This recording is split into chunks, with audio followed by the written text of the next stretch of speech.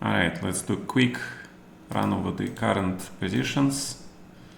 Vidit versus Nakamura. Nakamura borrows h6 from Gukish from last round. Yeah, but he plays g5. Yeah, I told you guys. Yeah, there was this cool plan for black. Yeah, white is better here, but he needs to be precise. Not sure about a5 first line though. Knight c4, perfect square for the knight. Knight goes to e3 to control the square, prevent f5. Bishop e6. Apparently, actually, the engine likes this for black. I mean, it's not likes it, it's decent.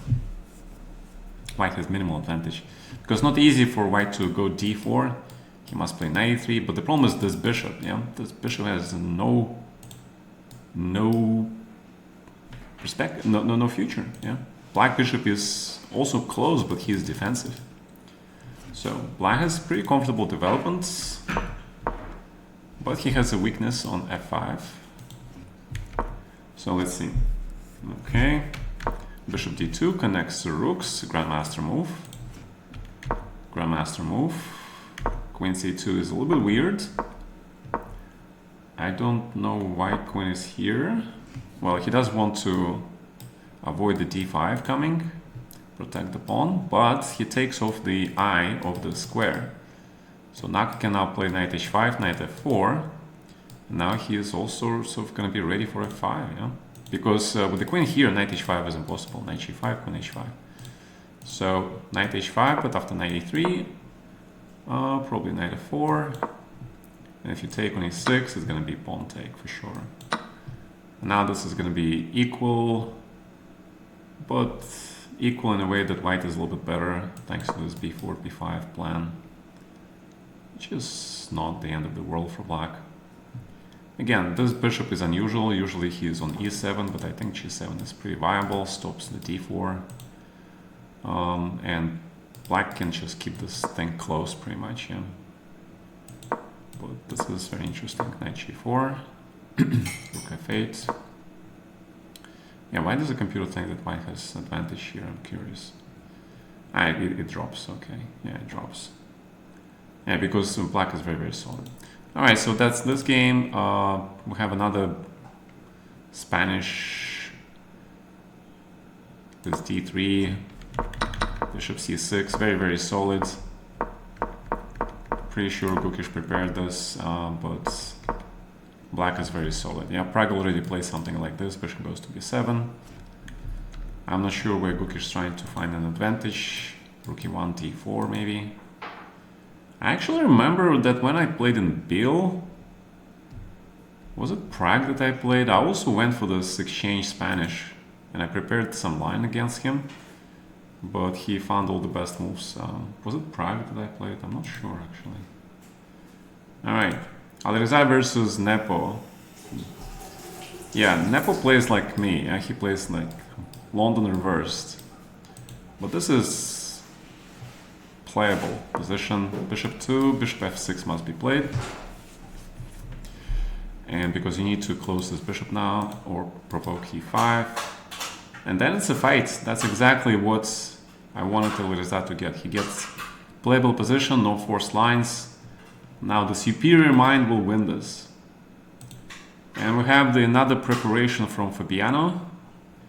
Black is already better after this curious mix of Nimzo and Rogozin and Queen's Gambit.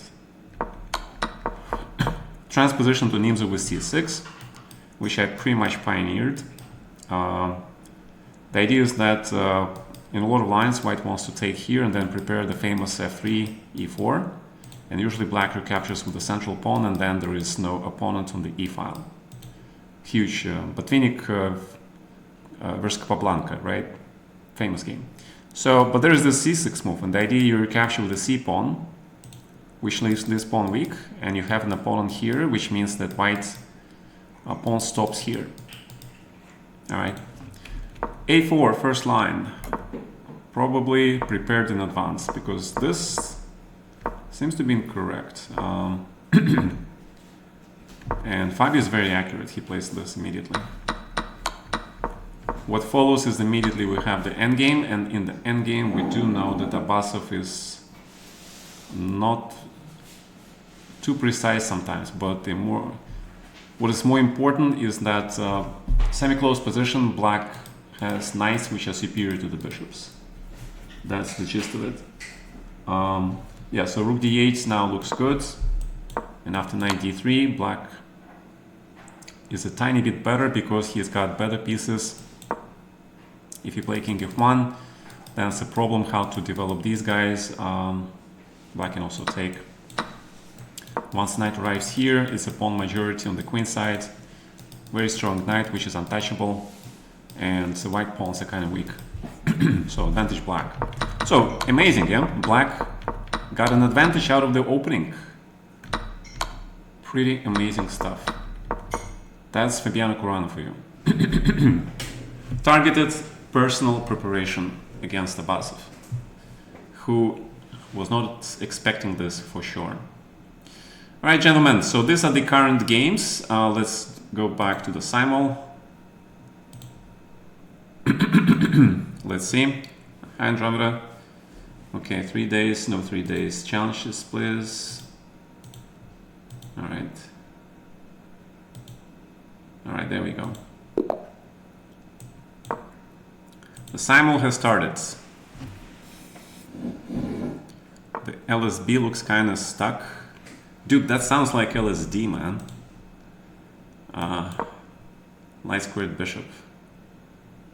Okay, I got it. I got the acronym, but you know, for the uninitiated players, they can think of different possible meanings of that acronym, man. Yeah. All right. Do we have more people joining the Simul? Not yet, yeah? After the Simul, we're gonna check some games quickly. For sure. It's gonna be an exciting round. Naka tries to utilize the fact that Vidit lost yesterday, and Vidit's psyche is a little bit vulnerable, all right? I remember that Anand, when he was younger, he was also vulnerable. He didn't play that well after losses, and Vidit seems to be in the same way. So Nakamura is trying to capitalize on it and trying to complicate the matters, and Vidit is just trying to hold. So it's going to be interesting. Yeah, I expect Fabi, now that he's got a better position, he's going to be pressing for a win, and I expect him to win actually. Yeah.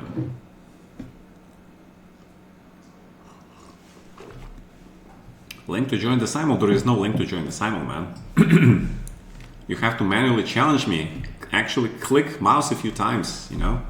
Click on new game, custom, click on the time controls, click on my name, actually write it down. Yeah. My God. Okay. I know it's hard, but you can do it, okay? You can do it, man. I believe in you. Yeah. Well, the good thing is manual, it's not mental challenge. So, anybody can do it. Who is Mr. Outs? Sounds very familiar. Mr. Outs, raise your hand in the chat. Your name sounds vaguely familiar. Oh, there you go. Okay. I kind of prefer to have an increment though. Can you make it with an increment?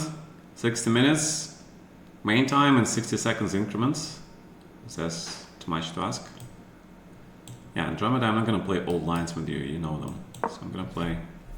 Okay, I'm gonna play old line, but this is safe old line. So, Mr. O, please challenge with the 60-minute and 60-second increment. Okay. I need increments. It's a Simul. I don't want to lose on time. Well, having a discussion.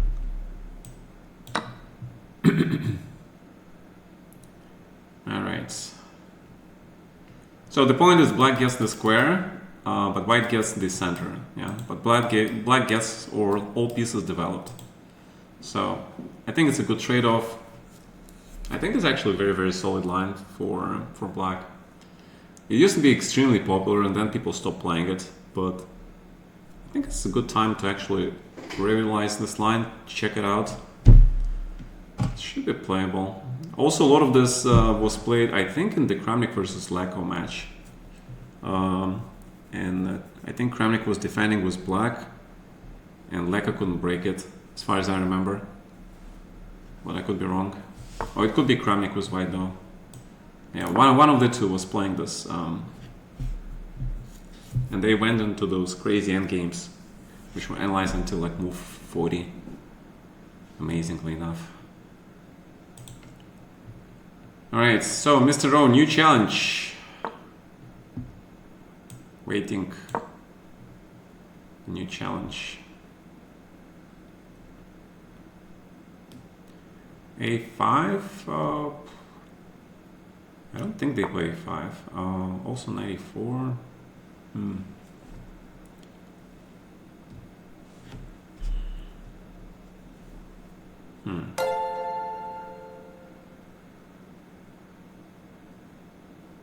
Yeah, this is interesting. I don't know.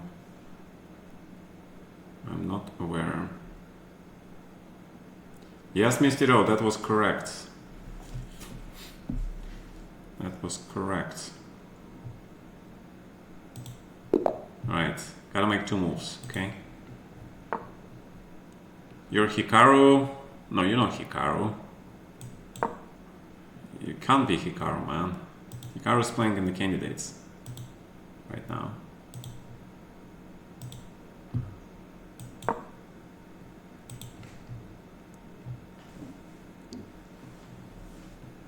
I need Japanese. No, I'm just kidding.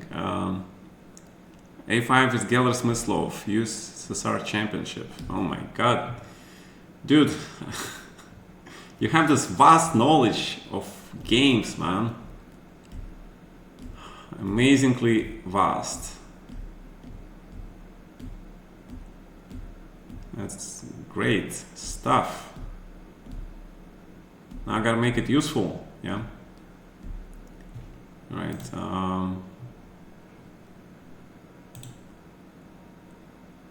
no problem, that's with the rating. Alright, let's go. Let's go. French. Defense. Very sharp. I like. Good choice. But you better know what you're doing, okay? You better know what you're doing.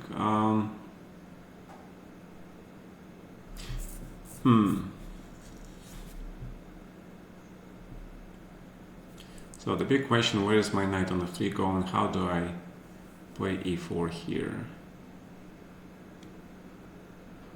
Or I can just maybe I can just take and play bishop d3. Yeah, I don't really like that because I get to trade pieces, but if it still leads to a position where I'm a little bit better, it's okay. Yeah. Alright, the good old main ancient line. Actually, I like 92 here. A little weird move, but why not? Okay. People are thinking. Good.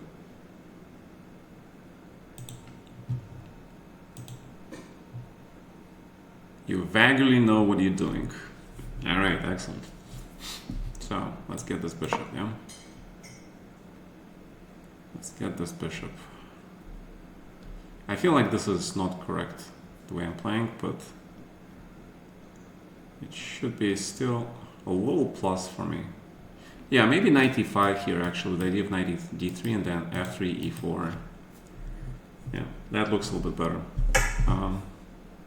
So maybe knight e5 is correct. Maybe knight e5 was better. Okay, still. Alright.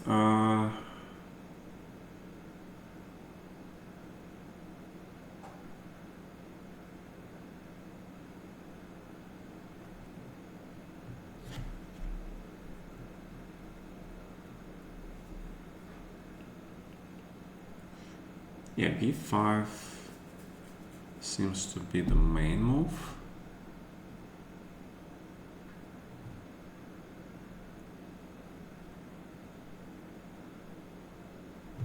can I just play g3, yeah? Play like this.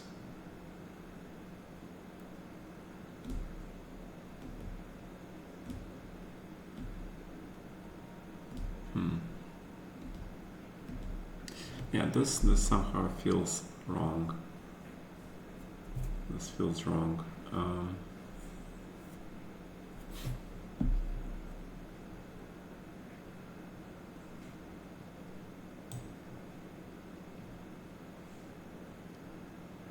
Bishop h3 maybe.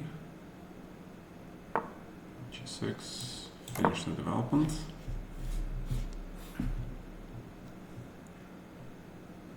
Arsenal. Welcome back, man. Alright, a3 or c3. Both moves have advantages and disadvantages. I like a3 here, but c3 seems more logical. So let's play c3 because I want to get this. Alright, let me play 2 moves versus Mr. Arsenal.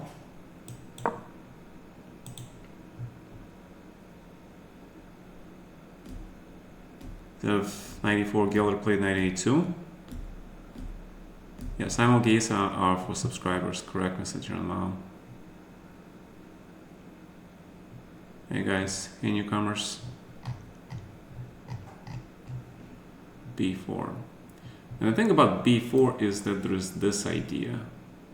It might be wrong, but it's a lot of fun. So I'll play it.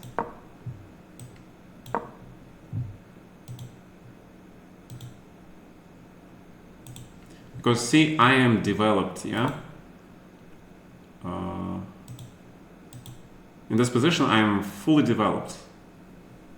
Okay, it's not the ideal development, but still, my king is already castled, my pieces are in the game, I still have what's left of my pawn center.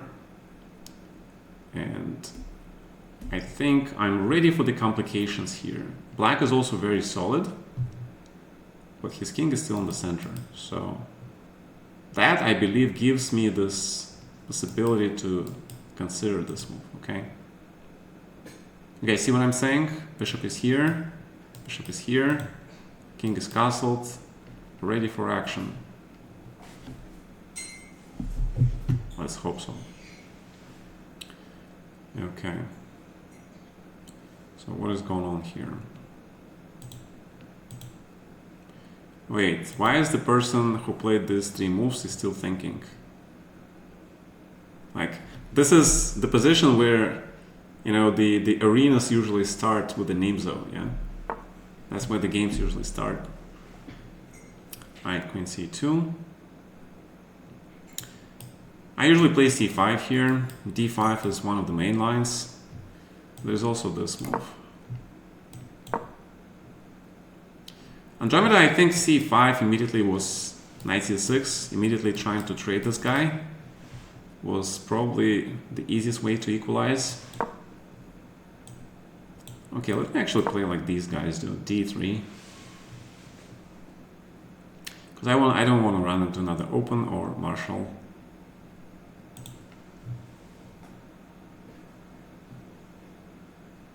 Yeah, you're allergic to fun. Okay. All right, let's see. 4 games in progress. Excellent.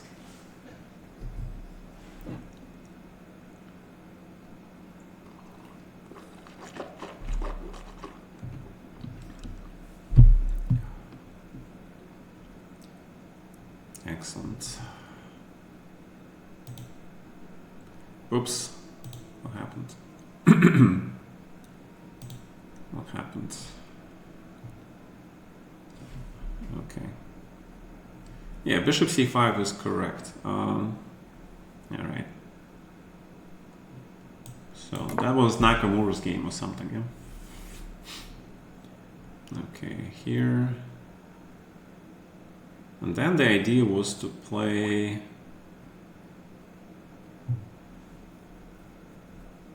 I don't know, what was the idea? If I play c5, it's transposition. the transposition. b6 here is not probably played, yeah. d6 is possible, but I kind of want to keep my bishop alive.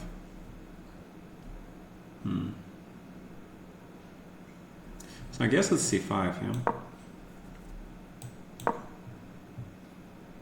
Okay. So bishop to f4 looks reasonable. And these rooks probably go d1 and c1 because the bishop takes away the square, yeah. The other development for the bishop was possible maybe to b2, but I wasn't sure about that. Yes, there was this famous knight a6, and I don't know if you guys know this, but Morozevich came up here with a famous novelty, and people were shocked by his creative genius in a good way. Yay, I got the chocolate, gentlemen. All you punks belongs to us now. Yeah. Yeah, I'm sorry. I'm like having a lot of fun right now.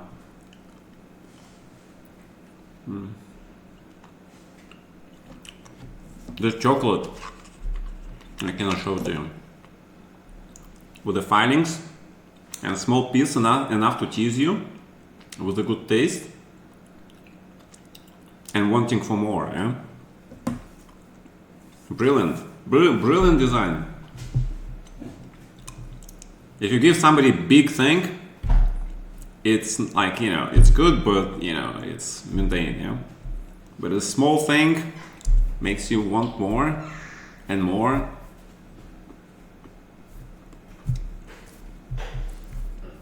Mental stuff. All right. Hey, Texas Pete, what's up? It's a little upsetting. You were hoping for an open game. Well, Mr. Arsenal Fanrici, you know, sometimes the intuition tells you, yeah.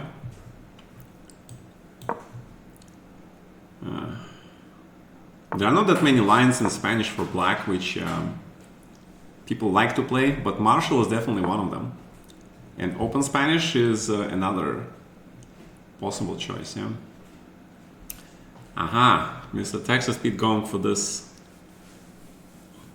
good oldie line. Spurts. All right, let's see it. So there is knight e4 line, and there is also, I used to play b6 here actually. Yeah, I think b6 is not so bad. a6. Okay. Let's play f3. All right, b4. Looks good. Let's play h3 because I hate bishop g4 coming.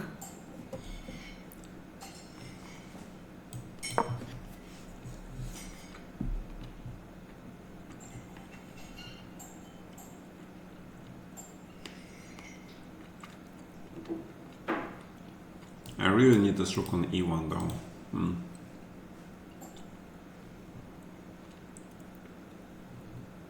But you know, Andromeda, I am sneaky bastard, so I'm gonna play this move. I made you feel safe when I played bishop f4, and now I hit your queen, yeah? Alright. So what is this?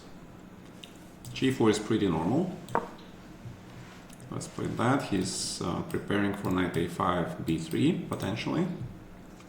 So I gotta play this move, yeah? Okay. Mr. Tiran Mao. You guys, you know you can play white also, yeah? You don't have to play black all the time. Alright, so it's main lines today. No London.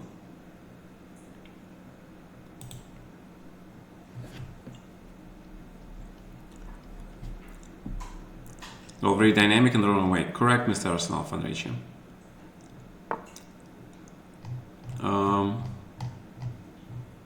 I'll choose random. Yeah, good job. Mr. Tiran Mao, they don't give up the center like this.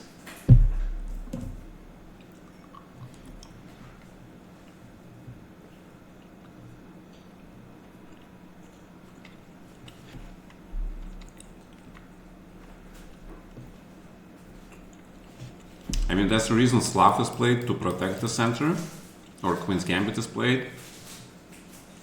Same idea. 94. Very interesting. But okay, I take, yeah.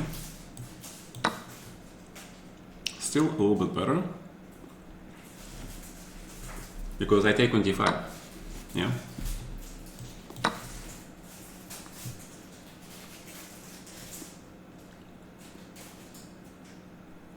See, now the development really matters here. You see, you trade all the pieces, and the more you trade, the more it becomes obvious that this knight is not really that great.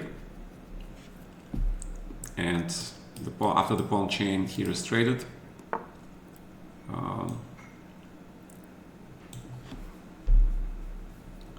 okay, yeah, just grab this, yeah. And yeah, on the one hand, you have this idea, I understand. So bishop g2. You can play that. But what if I play rook c1 first here? So you cannot trade it.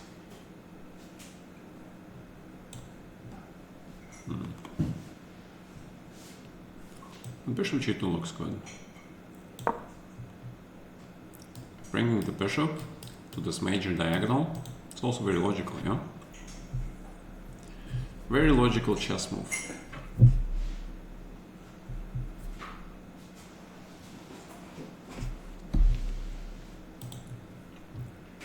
So, guys, you should look for the moves that you think the position demands, and just confirm tactically you don't blunder stuff, okay? And then you should just play them. Mr. Chanmao, yeah, you need to keep the center, okay? Alright, so probably bishop c5 is coming, and let's try to stop it. Then we develop the bishop. b4 is coming.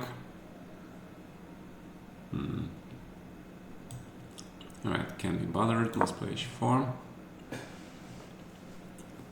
So this is like Sicilian English attack, almost. Ooh, h5. Okay, g5.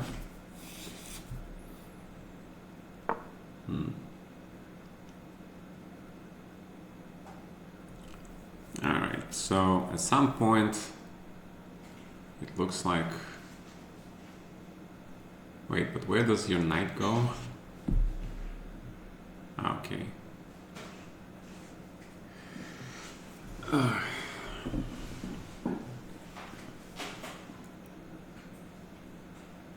Alright. So what is this mess?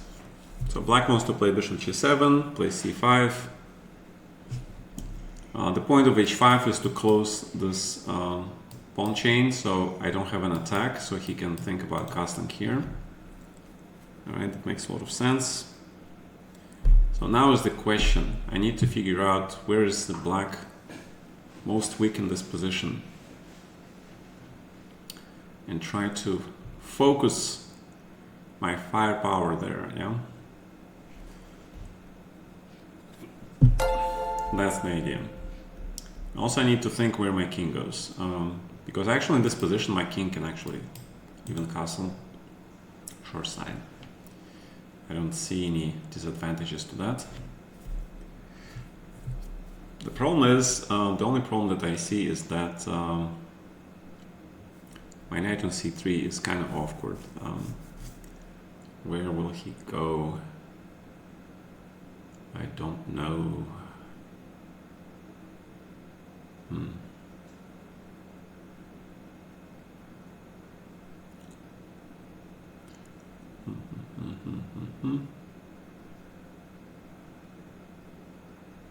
Mr. Vino, welcome back, sir.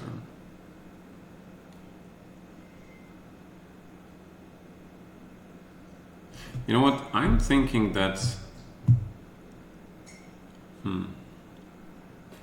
it's not really what I want, yeah. Alright, this is actually not easy. This is a very tricky position.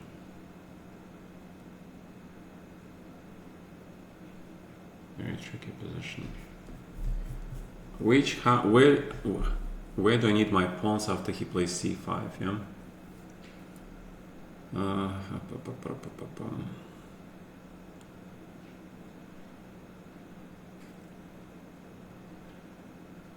Alright, one of the ways is to just consolidate, yeah, and then see what happens. Yeah, let's do that. Let's play a4. Oh, my bishop is trapped. My God, I forgot about that. Man, yeah, that's why I need to play knight d2. Yeah, okay. Not paying attention, not good. Not paying attention, it's not good.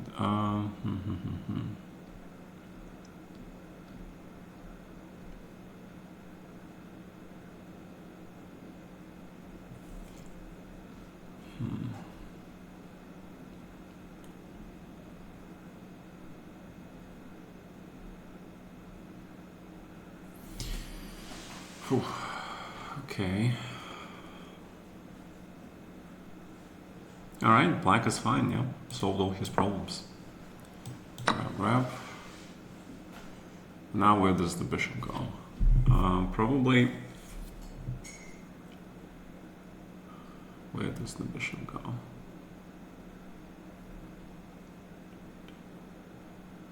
Another important question. Probably bishop h4, yeah. Okay, hook here.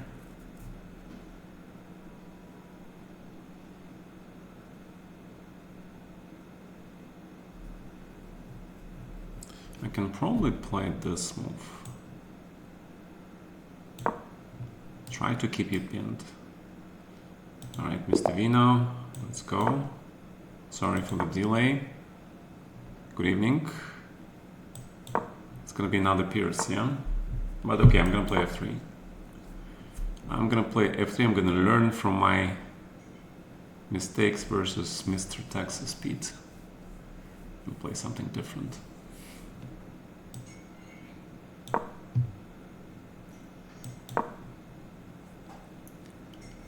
Yeah. The thing is you gotta learn, right? From your mistakes. Centralization. Bishop a6 is interesting.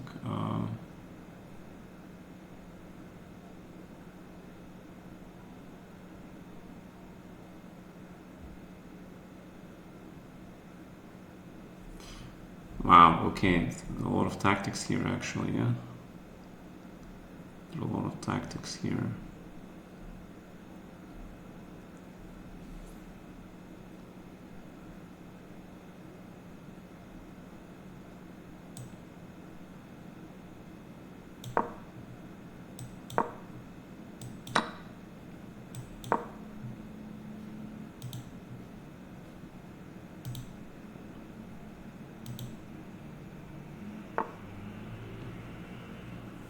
Okay, you managed to get this bishop here.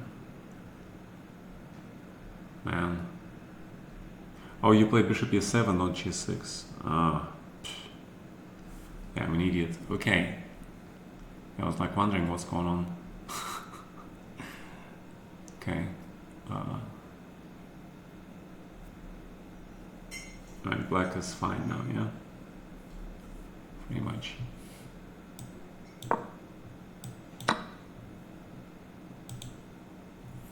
Do you agree that before getting to 2200 you just need to do tactics and not any theory into openings and endgames? I disagree. Hey, great Anton. I did the predictions with the recap for the last rounds. Alright, actually let me check if it is ready. It should be ready. So I'm gonna put it on YouTube live so you guys can see it. All right, let's make it public.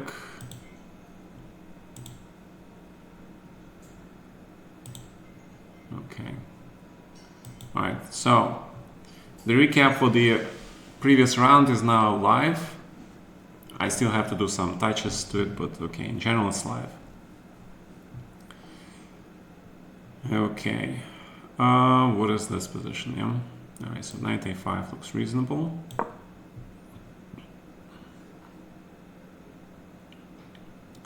Rook to d2. Because now rook is protected and also takes away that square, okay? So that was kind of important. All right, and now this position. I like the pins, okay, so let's do the pin. Queen b5. Okay, playable, why not? But is your endgame good? That is the question, yeah? Now bishop here. So the knight can go to d4 with a devastating effect. Because I get this access to the square.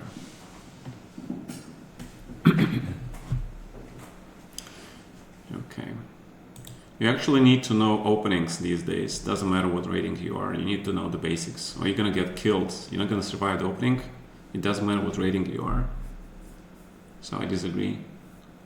Actually, a lot of 2,000, 2,100 people, they actually know a lot of theory. They know a lot of lines. They can actually quickly catch you off guard and kill you. Yeah. So you do need openings for sure. It's just to what extent, yeah? How far do you need to know them? To make things simple, you basically just need to have something ready. Okay, queen where?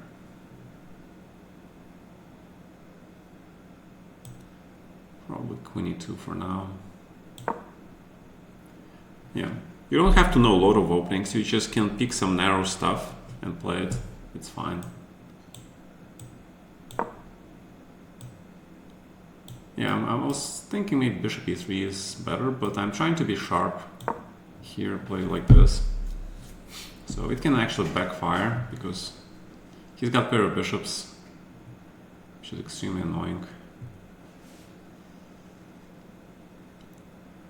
All right, knight b8, very interesting. All right, but this means you're ready to give me a pawn, yeah?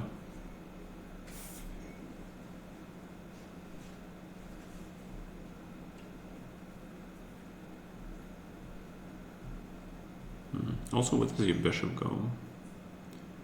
Where does your bishop go? And your knight on b8, it's kind of awful, man.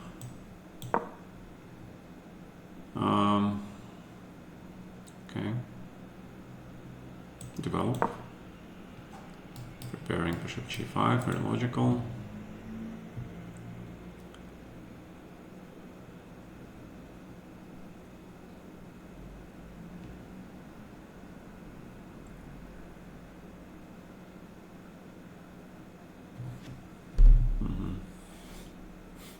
All right, let's develop, yeah. Always developments. Bishop d7, defensive move, yeah. Very defense-oriented move. Okay. So the big question is now, how do I break through his defenses? And the answer to that lies in the where, yeah? Where does the answer lie?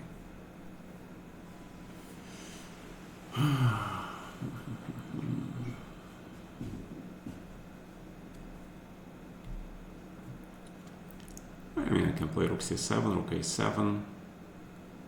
Should be fine. But then he still has a4. Kind of tricky stuff. So I need to get to his queenside pawns. Also bishop on b6 would be nice.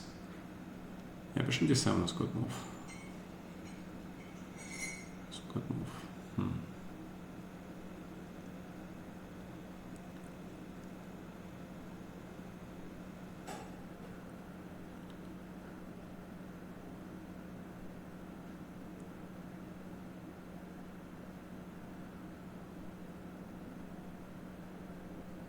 Okay, but I think knight b3 is the move, yeah. It has to be. It has to be the move. Okay, bishop d3. Allow him to trade. Bring the rooks, bring the rooks. Knight c5, yeah. Knight a5 is very interesting, but I think knight c5 is more to the point.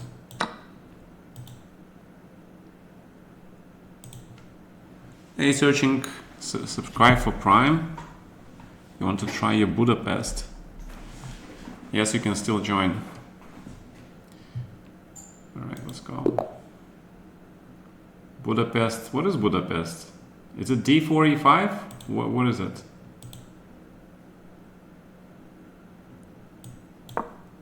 Is it d4, e5? If you want to try Budapest, you gotta help me out. I don't know a lot of opening names.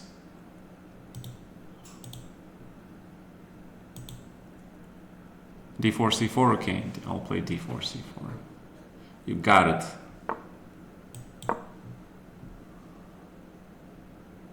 Alright. Bishop e3 looks normal, stops you c5. Oh yeah, this thing. My god, I haven't seen this in a long time. You know what, I usually play something simple here. Just play for the structure. Knight f3. Alright, grab. Actually, knight b7 also, yeah. Because then I hit your pawn. Because if I take, you can take with the king actually. So knight b7 makes more sense. Wait, does it? I don't hit your guy. Oh my god, it's crazy.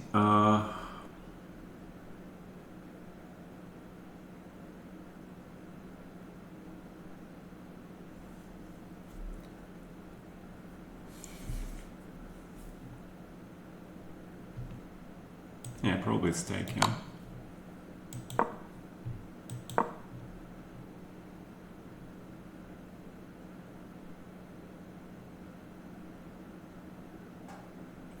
Wait, I had a game in this structure against somebody recently. Was it you, Mr. Vina? Didn't we just play something like this previously?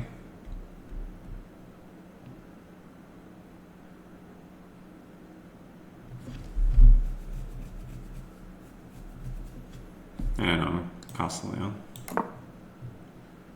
Okay. Yeah, I thought you must take with the king because these holes are now kind of bad.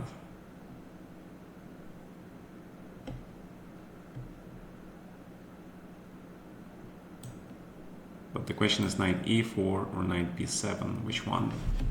Which one will it be?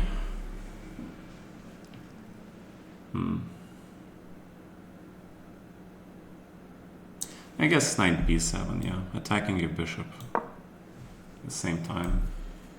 Yeah, just grab this.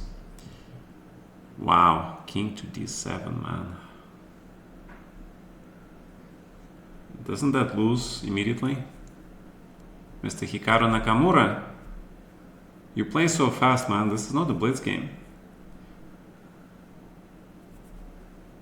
You know, there's a big risk when you play so fast you lose something, like either knight d6 attacking the bishop or the pawn, but most importantly there's this move.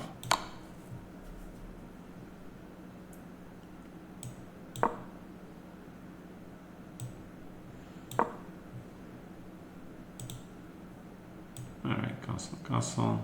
Oh wait, that's okay, that's how Larry Christensen used to play, right? Like this a5, rook a6 stuff, yeah? Oh yeah, I remember now. It's pretty crazy. Pretty crazy stuff. Yeah, okay. So that's why people started playing knight a4, I think, to stop this rook lift. Which, okay, yeah, but then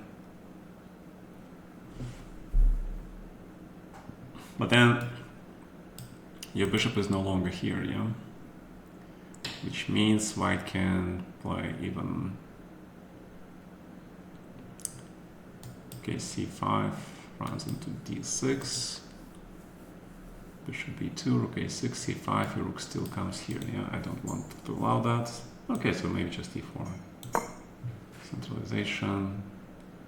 This is probably d4. I kind of don't want to give you my bishop though for free. No, but if you take, then I open the file. But, yeah, I mean you have pair of bishops, yeah.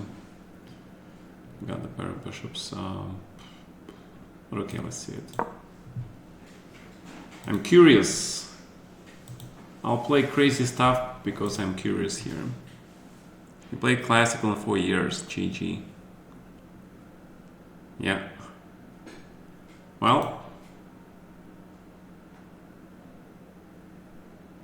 let me tell you, if you haven't played classical in 4 years, you missed a lot, okay?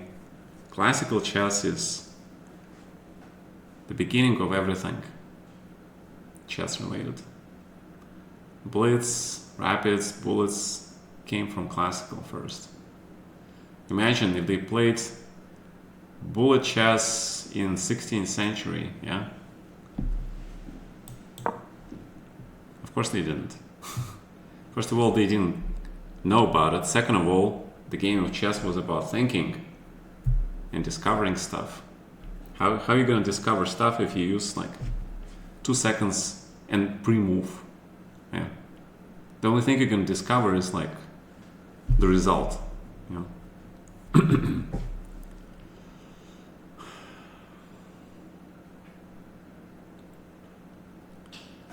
And there is so much more about chess, like finding a deep hidden idea, the maneuver,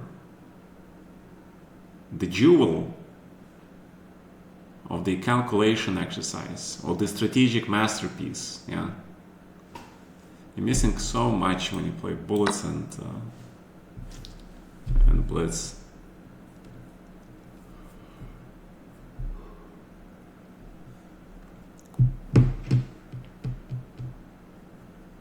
Yeah, my knight on a5, this agent in hiding, is kind of... Yeah, I think black is better here. Black is absolutely better here. Especially with rook on b8. Was a nice catch, Mr. Arsenal Fanrici. Nice catch in the opening. You got me with that knight a5, yeah? I was shocked that my bishop cannot move because of b3 and he's trapped. Yeah, it was a shock. Knight e2 first and then c3. Yeah. You gotta think on the move orders, of course. Alright.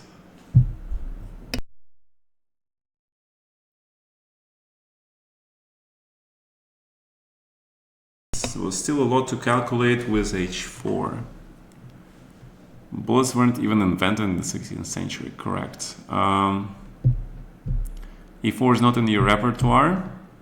What do you mean in your repertoire? There was still a lot to calculate, of course, of course. Alright.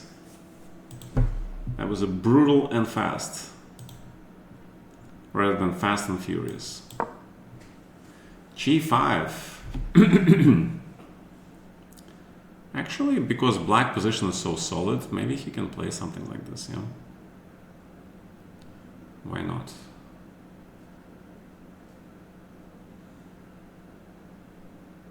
Yeah, in reality, in this structure, black needs more pieces, yeah, for sure.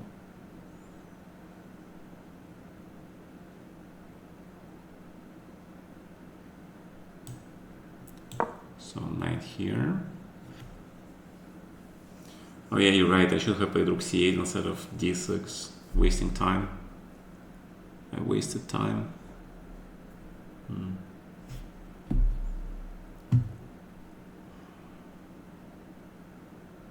Okay, so let's try to avoid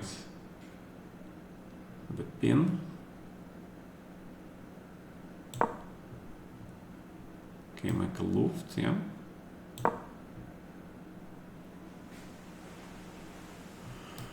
Luft. His luft is g5, my luft is a little bit different. Yeah.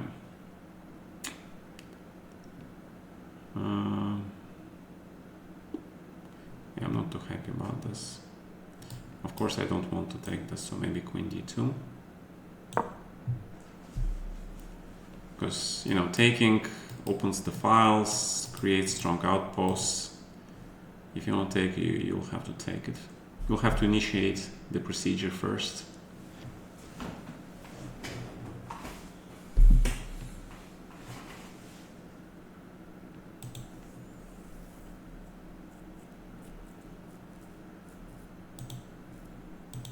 Alright. So, we're almost at the 1 hour mark of Simul time. Let me quickly check what's going on here.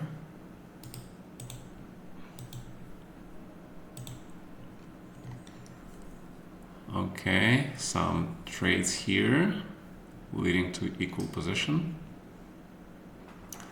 Cookie shares of Praha, also trades. Opposite color bishops, white is a little bit better here. Bishop on b2 is closed, which means, but bishop on h7 is also closed. This is very sharp actually. And 5b is better, for sure. Okay. Alright, so e5 is pretty standard here. But rook c8 is also okay, yeah. The only question, which rook? Maybe rook fc8, because I kind of need this rook here, but okay, at this point I don't think it actually matters. Let's play with this rook c8. You take here, but I can actually take with the knight. Taking with the pawn is not automatic, because knight takes creates threats, yeah. Also access to this square.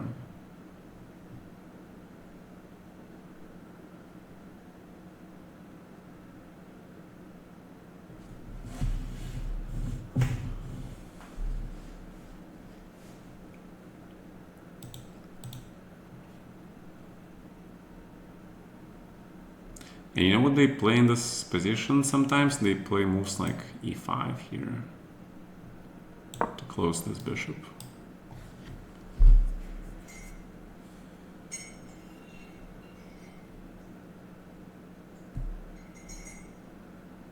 Yeah, this is pretty sharp actually.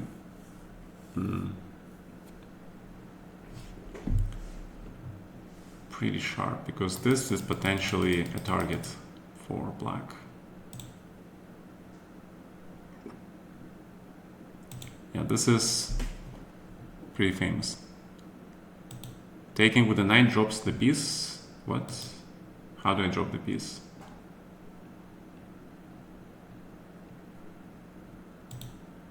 Show me. Yeah, that's what I said. Yeah, knight c6, man.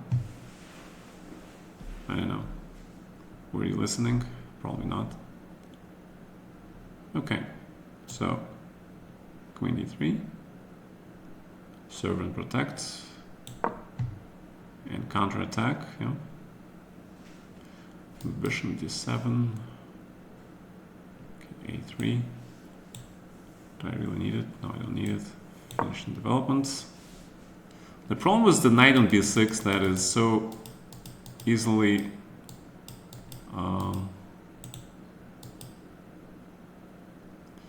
I mean, the knight here is very passive.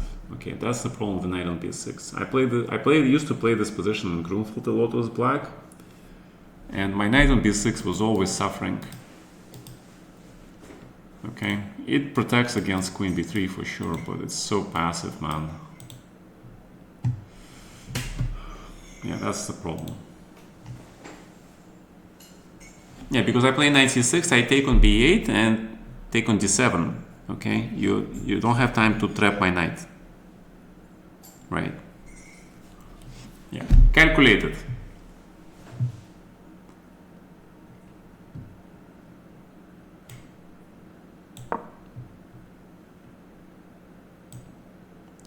Right, I don't give you my bishop. Now let's not blunder a queen somewhere here, yeah?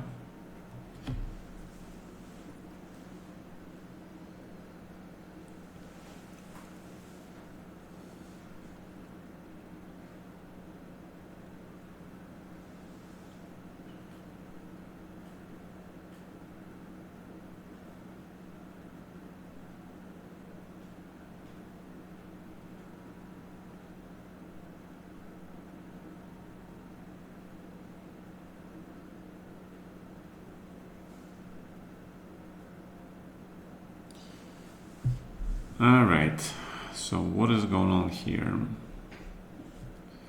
Yeah, black is super solid. And so am I, yeah? So, d3.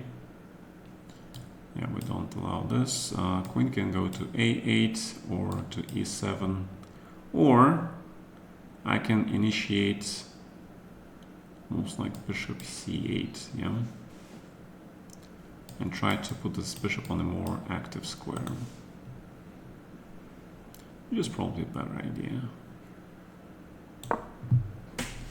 Which is probably a better idea.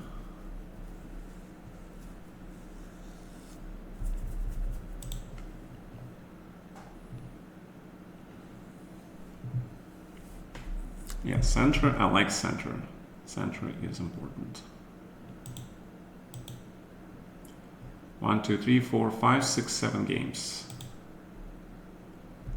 See, that's what I did versus Texas Speed. Yeah, I protect my center because I know he's gonna play bishop g7 and c5 and everything, so protecting center is important. So the only question where and how I protect my pawn on e4, yeah? So that is pretty relevant. Yeah. The bishop goes to f3 or goes to d3. Big questions.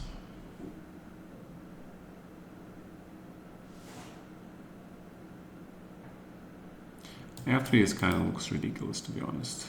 I can also play f3, but he's gonna go for f5 later. So I'm looking forward to the time when he's gonna play f5, okay? So I'm thinking prevention, like playing bishop d3 is probably best for the moment. Probably.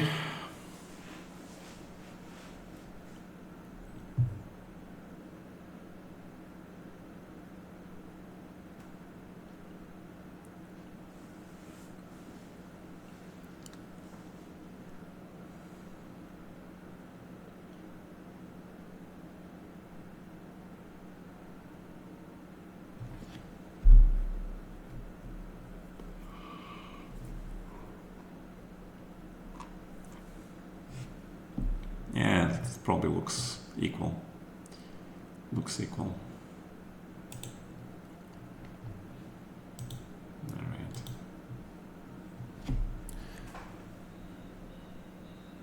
Should I get more chocolates? Oh.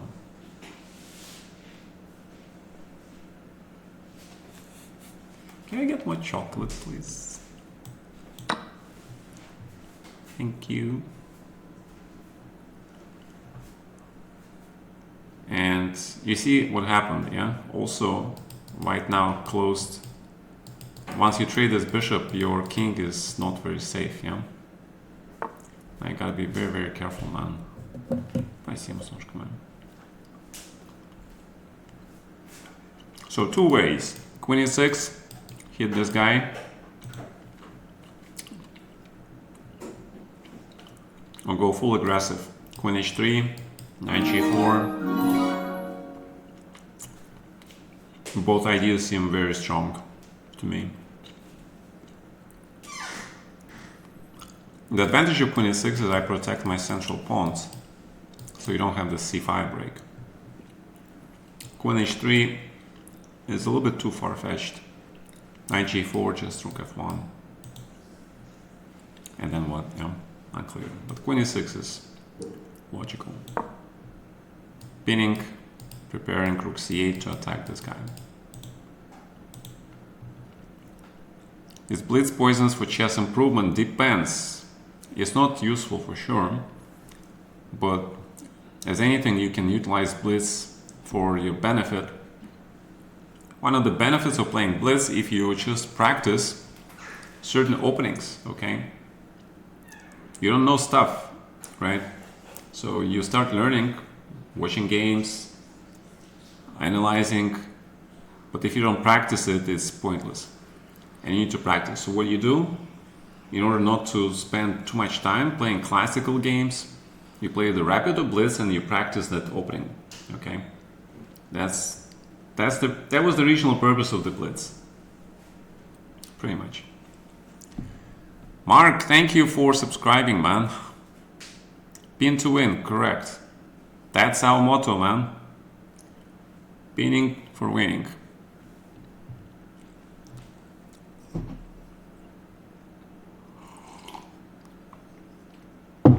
So, Mark, I've been thinking it's time maybe for you to return to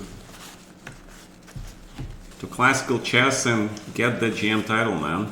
You're older, more experienced now.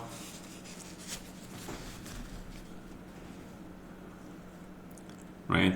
So I think you're ready.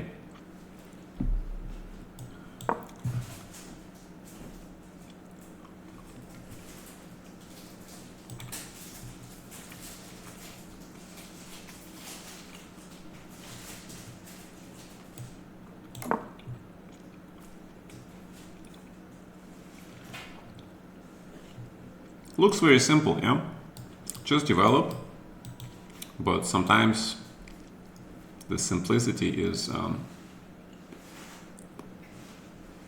good stuff. Okay. Now that he plays a6 and the knight is protected only by this pawn, sometimes white can go for d5, take this guy, double the pawns and create the passed pawn in the center. Okay. Wait. No pre-moves.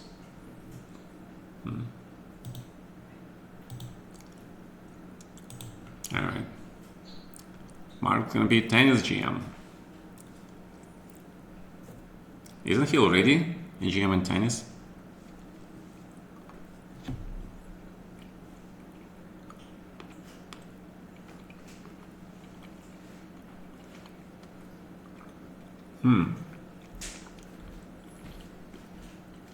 Actually, it's kind of weird that tennis doesn't have titles. I'm actually shocked. You know, because having titles in tennis, that actually makes a lot of sense. I wonder why they don't do that.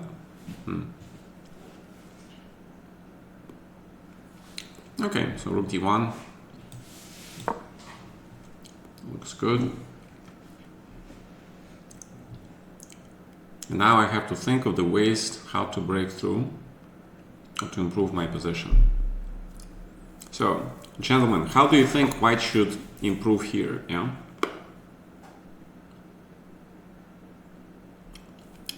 So you gotta think in terms of where my opponent has weaknesses which I can get to, and also which of my pieces is not doing so much. So the obvious answer is my knight on f3 is doing pretty much nothing. Yeah.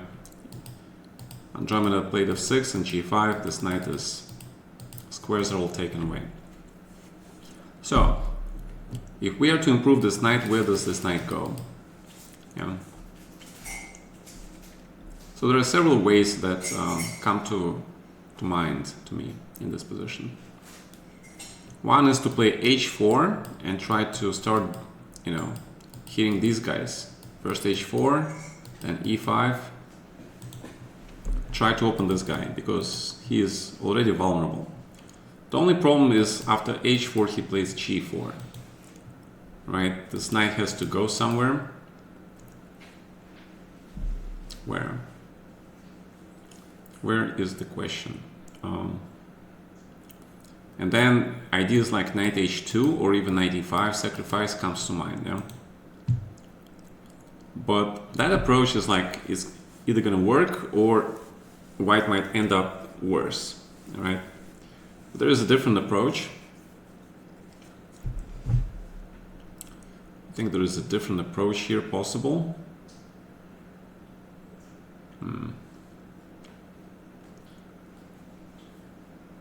Like for example, and also of course, knight can go to h2 g4 and then e3, or you can go to knight e1, knight c2, kick this bishop and try to get access to this pawn. So the knight goes to e3 pretty much regardless, and once the knight is gone you can actually think about playing f4. Yeah? Again, h4 is not bad, I think. Knight h2 and then play for f3. But after g4, f5, there is a fourth threat. It's very messy. It's very messy, but it might be actually okay for white. Because I have f3 break, he has to play h5. Yeah, that king, his king will be like seriously open. Seriously open.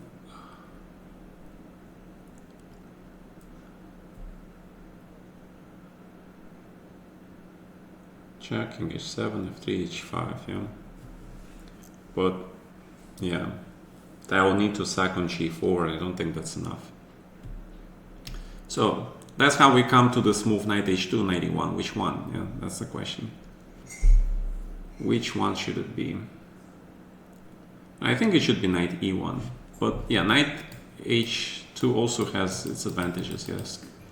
Threatening knight g4 and then either e5 or h4. Has certain advantages as well, but I think knight e1 is better because I'm gonna hit this guy and that will open up some possibilities for me. So let's play knight e1. The only thing is he takes and then e5, but okay, I have a tempo, yeah.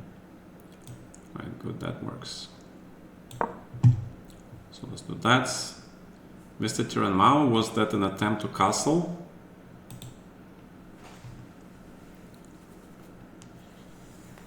Correct, Mr. Arsenal van Ricci, correct, extra cheese.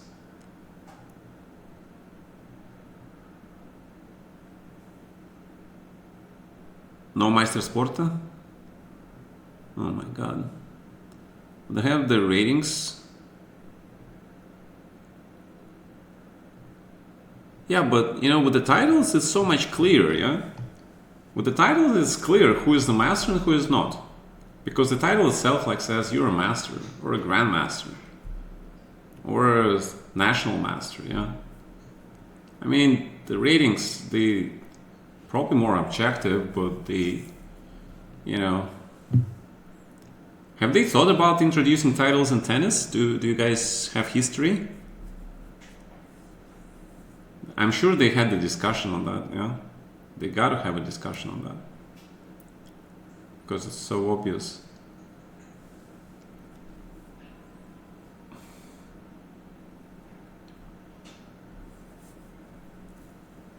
And you can get lucky and get a point or two in tennis and be top 2000 in the world for that year as well. Okay, but what does it do to you? Does it give you more money, more prestige or something?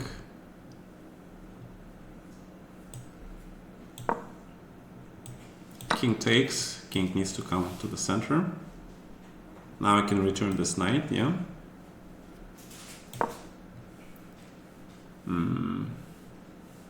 Okay, but I'm still gonna hit this guy. I can actually play rook a8. But rook c8 is logical, yeah? d5. What is d5, man? Why d5?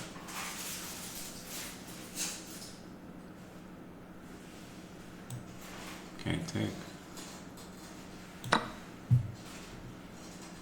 Okay, so we both... okay, I understand. Alright, but now that the bishop is here, if I play f3, then you can put the bishop back though, yeah? That's a problem. Okay.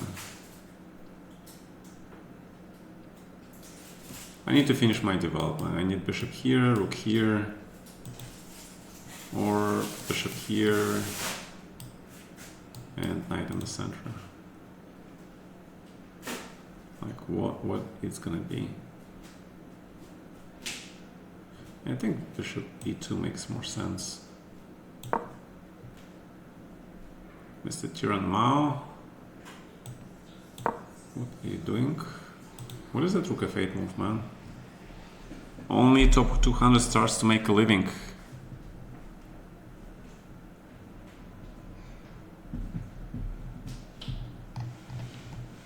Yeah, but see, that's why in chess they came up with all of these titles to help lower rated guys to actually look good, feel like they achieved something, and actually be able to make a living, especially by coaching, right? That title allows you to coach pretty much, right? In tennis, you say, like, I'm whatever number, and the person doesn't know how good you are, right? So he's got to do some research to find out if that number is good enough to be a coach or something.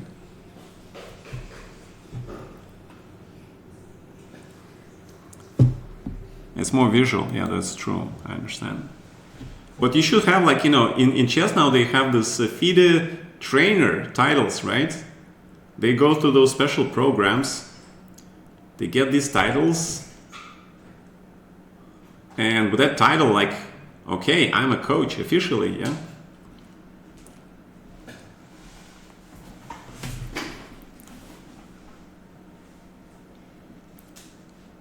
Oh, I'm not saying they're fake coaches, and I don't know about tennis anything. I don't even know if there are fake coaches in chess, you know? It's just like there is a good coach or there is a bad coach, yeah? So, I don't know about fake coach. Does it mean he's cheating with the engine or something? I don't know. That's kind of weird, man. Yeah, I don't know. Yeah, that's so funny, man. Okay. You've been watching my stream, you still don't know what FFL means. FFL is the reference to the outburst I had on Chess24 about 4 years ago during the COVID, when I played in their tournaments. And I played against the guy and I got flagged in the drawn position and I went completely berserk. And I say, like, who is this guy? How dare he flags me? The fucking famous legends. So, and after that, it's like that term became a meme. Yeah. Yeah, they started printing t-shirts with that name, everything. I haven't seen a single cent from those sales, yeah. Even though I came up with this term. As usual, there are people who take care of, not who take care of, but who make money of the stuff that you make, yeah, of the stuff you create, yeah. It's crazy. Yeah, it's normal, yeah. Okay. In most sports, coaches haven't necessarily been top players themselves. That is true. In chess, same thing. You don't have to be a coach. Like Mark Dvoretsky is the most famous coach in the world. Okay?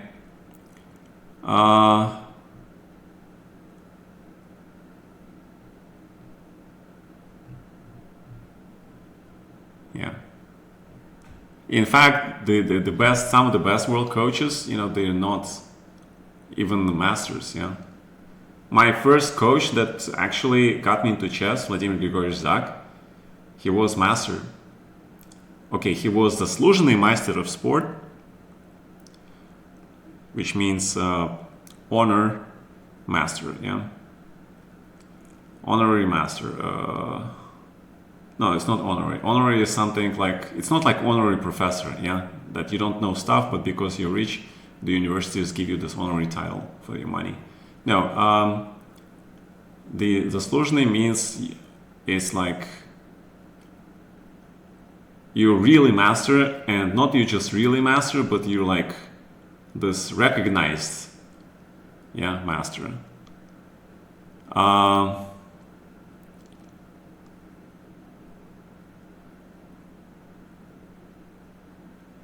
Yeah, but you know what? I think, Mr. Guy in the Box, you should actually get the coach, because you're gonna save yourself so much time, first of all, because time is priceless. Okay, and all right, you know what? I'm gonna play.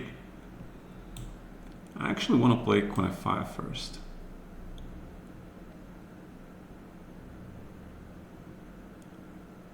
Or g5. All right, let's go g5.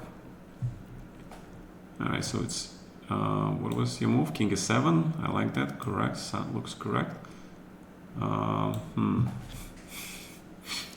What am I going to do if you play that? Big question.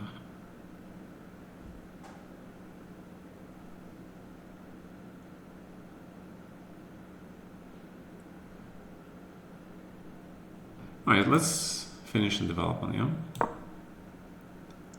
My god, g5. Jesus. Dude, that's not how you play chess, man. I'm gonna get crushed if you play like this. Alright, so white is extremely safe here. Now I have to think where to castle, yeah? Where do I castle? Alright, so knight h3 for now. Although I kind of like the knight on e2, but there is this problem with this move for now. The other way to play is to put the knight on e3, which is probably a better idea. But, you know, I want to castle.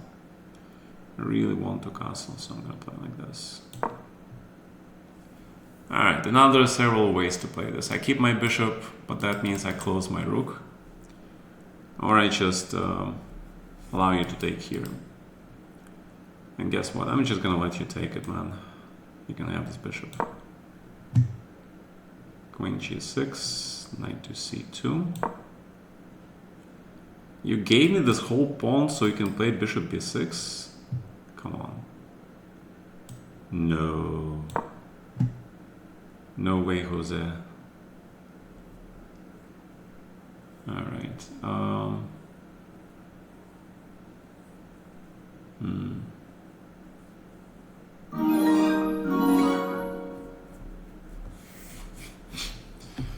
So what's going on here? Yeah, he's actually pretty smart. He puts this queen here, attacking my pawn and stuff, yeah? So what am I going to do?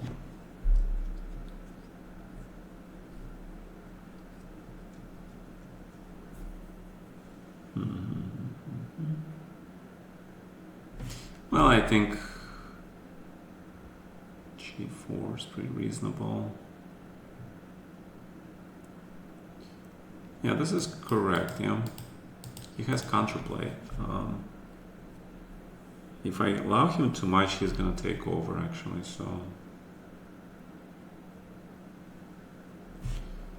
Alright, so let's just play slowly, yeah, g4. What was your move? Bishop g7, finish the development, logical. Very, very logical. Oh, I have this idea. But then, okay, you get that structure. I get it. I get it. Got it. Okay, so bishop to b5 then, yeah. Finish the development, as I said.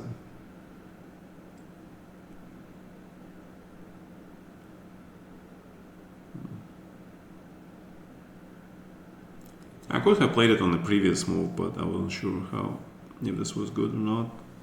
But now I don't have a choice because I need to move the bishop anyway. Yeah, the problem is this knight on h3 kind of sucks. I don't really like it. But I'll keep this knight just in case for now. Because this knight serves actually important function. He protects this pawn in case of black in the future tries to break through.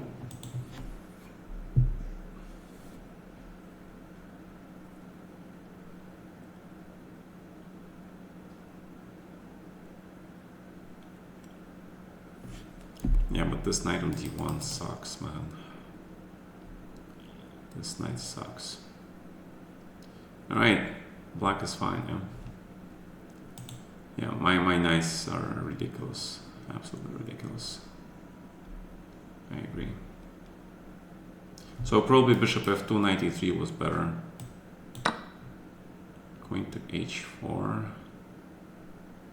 you still trying to attack me here?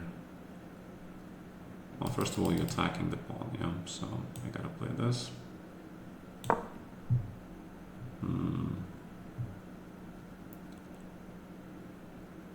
Okay, looks logical.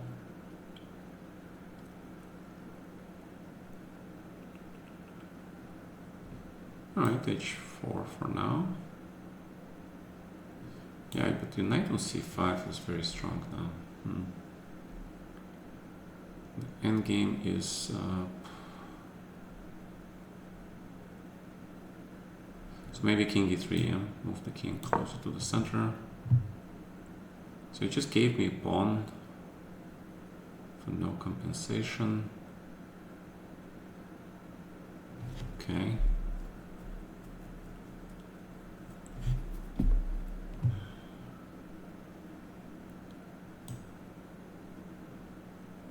Okay, knight back. I am okay with that. I can hit this guy, or I can play f4, yeah. f4 though I don't like too much. It's possible for sure. Because if I play f4, then at some point he can play f5 and get the square back for his knight. So let's play very solid. Let's play f3 for now. And get that. Okay, rook b8. Yeah, that's what I was afraid of actually. I was worried about this because this knight closes the file and he wants to open this file and hit my pawns here.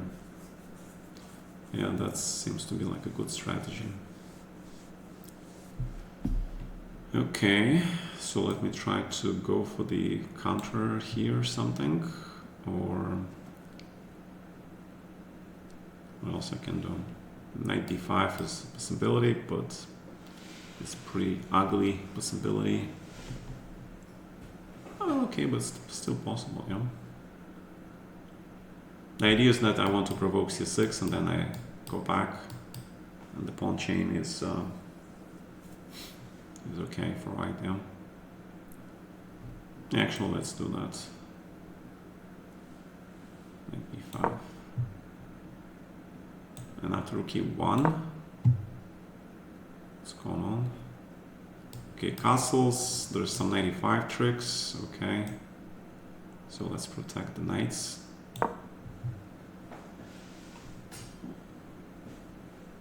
Yeah, guys, always watch out for what your opponent wants, okay? And then you make a decision. Yeah. Thank you for subscribing, Mr. Guy in the Box.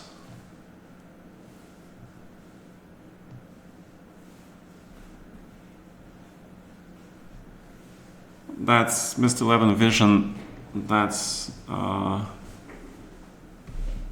sounds simple, but I don't think the respect is the critical part of being a coach. I think what's critical is the ability to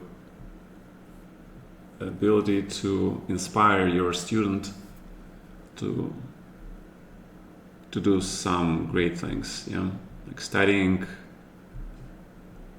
and not killing the interest. I would say that. Not killing the interest in doing something. There are a lot of, which is a problem for a lot of professors in college that I had. Bishop d6. Huh. Very interesting. Man.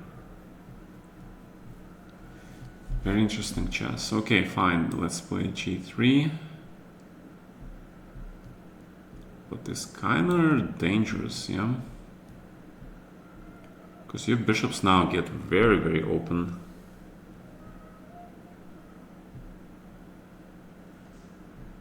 Very open.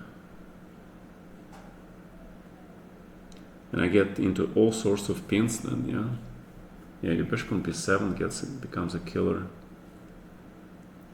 bishop, man.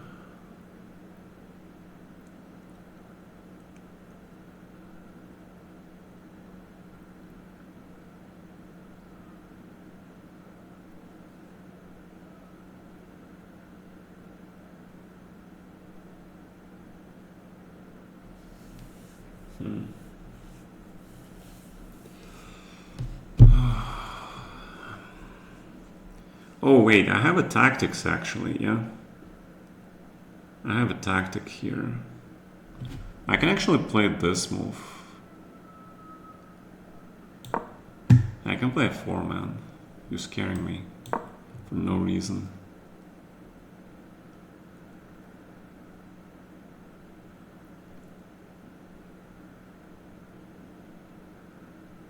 Yeah, but even if I don't take your queen, I mean, even knight c6 is huge advantage, yeah, for white, right? Isn't it?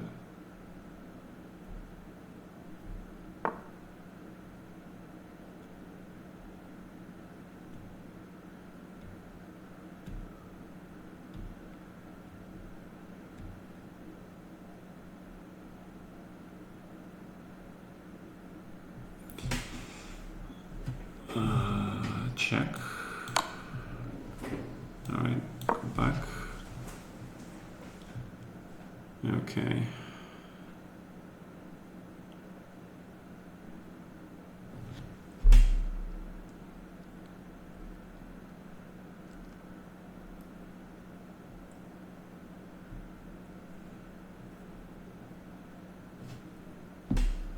All right, bishop f2. Take. And if I play this,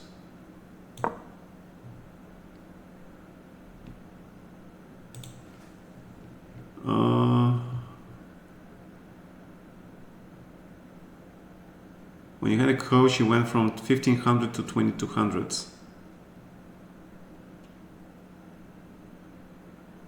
You unrated? Okay.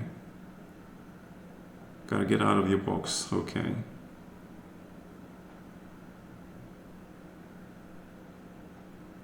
I understand you can't find a move, but that's a common problem for a lot of players, yeah? It's called calculation exercise. And the goal is to try to find those moves in the future. All right? You're not alone in that problem. Pretty common problem. Easy to play chess online. That's true, but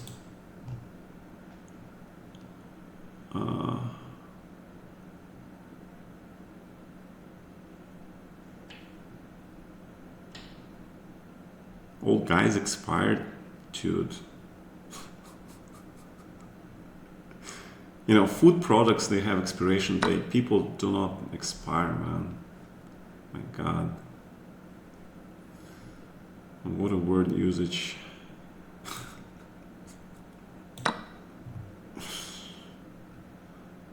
Okay, you're right, I just wasted the whole tempo. No, but this trade of this pawn on d5 for this pawn on c7 is actually good for me, because now I get the square for my knight, yeah? So I can't say this was actually a good trade for me, because the pawn on c7 actually is good for you. And my pawn on d5 was bad for me, okay? So that was useful trade for me. It's not about what your opponent wants, you couldn't find the move. I disagree. I disagree. Even when you're attacking your opponents, you need to see what your opponent's defense is, yeah? And then you need to find a way to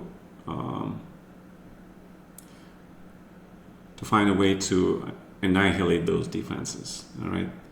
But where do the moves come from? You gotta understand this part, okay? The moves come from the idea or the plan, all right? You identify the squares or something, how to improve your pieces. Once you identify that which pieces are not playing, like in this game against Andromeda, right? I demonstrated you the thinking. Like all my pieces are playing except the knight. Okay, I identified my knight as the least useful piece. And I decided to improve this knight. Okay? And that idea gave me an understanding of what kind of candidate moves I should be looking for. Alright? So first comes the idea, the plan, and then comes the practical realization of that plan in the form of the candidate moves. So the fact that when you say you don't see a move, you're actually telling me you didn't see the idea how to do something, okay?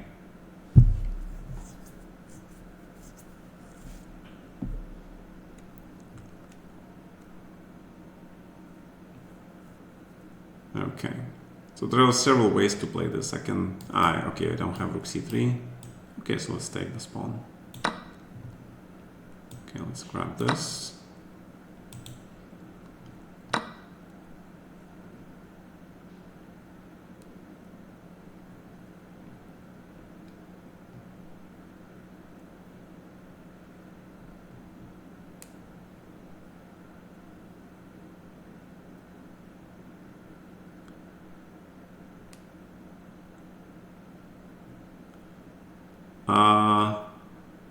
Arsenal Van Ricci, you know, that's normally how games are lost on with one move. Okay, it's not like something unusual, right? It happens all the time. You know that. Come on, man. How many I mean, you've been on my channel for a very long time, yeah? That's just chess, dude.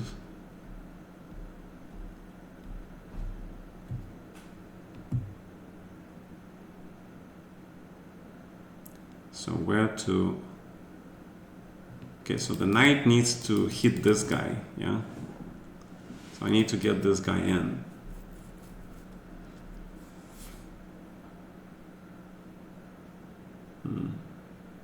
So that brings the idea of d5 with the idea of knight d4 to mind, right?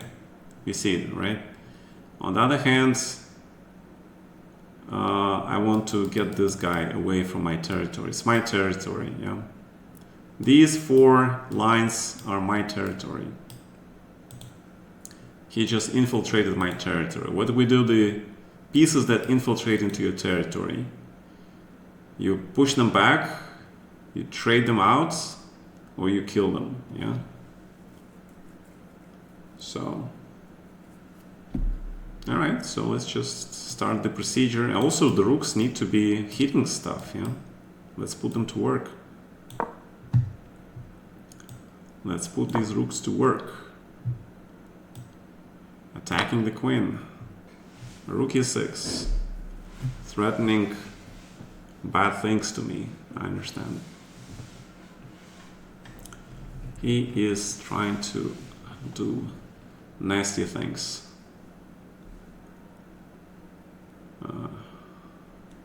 Like rook h6, yeah, hit the mate or something. I mean, it's not the end of the world, but it's kind of unpleasant, for sure. And I don't want to play g3, that's for sure as well. Dilemma, you know. What are you gonna do? I mean, rook f3 is definitely one of the moves, but yeah, looks like black is actually doing well here. Looks like black is doing actually pretty good here. Alright, I gotta play g3, I don't have a choice, unfortunately. Okay, it's time to cancel, yeah. Alright, let's grab, actually let's keep attacking. And guess what? Knight g5, yeah, attack. Because remember what I said about your king being weak on these squares, and now I can actually reach the squares, yeah. So everything has a purpose. Mr. Arsenal Van Ricci, if you had access to playing Grandmasters, then you would understand that this is pretty common thing, okay? Maybe it's not so common among lesser title players, but against the Grandmasters, one move is all it takes, okay? And then he's back in the game. Pretty normal.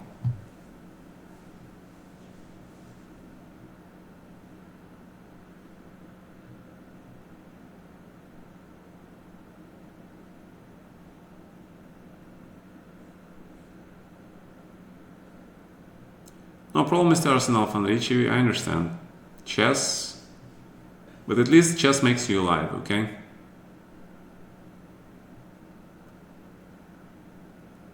You're clawing back from the multiple month-long tilt.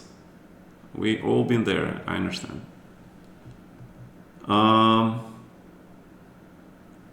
Ginger GM making some magic. You don't really have to go far. I mean, guys, just on every title Tuesday, right? There are always some GMs that play a game and then blunder in one move, give away everything. It happens all the time. It's life. Alright, seems like you protected against everything. What about this move?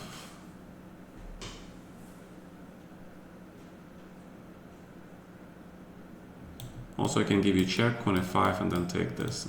Yeah, unless you play queen d1. Right, e5 looks pretty good though. Because your queen, but yeah, your bishop is opening, but I don't know. I think like e4 is a good move. Queen c8, perfect understanding. See, the battle here is about the square. Okay, he's trying to get this knight here to eliminate this bishop, which protects this pawn. So that's where the battle is, okay? Magical intuition, you're too late, man. Simul time is almost expired, like somebody says here. It's getting late. Okay. You like Tal, except you smoke more and play less brilliance. Okay. Yes, Manish, I understand, but it's 11:30 in the evening, man. You're late. Sorry. Sorry, dude. Okay, my knight on f2 sucks. Should be on e3, yeah. Yeah, black is fine, man. Yeah, if I trade the queens, black is better, actually, so... it's a problem. You know what, I need to improve the knight, yeah. I need to improve the knight, so let's play this. Knight d3. Kind of looks ridiculous now. See, he immediately... Now I'm gonna try to use this thing. This guy is pretty damn smart. Except that queen e7 gives me a tempo, yeah? I wonder if he did that on purpose. To make me feel good.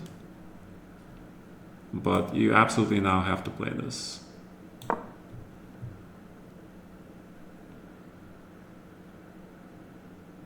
Wait, you're giving me the queen, you're giving me everything, man.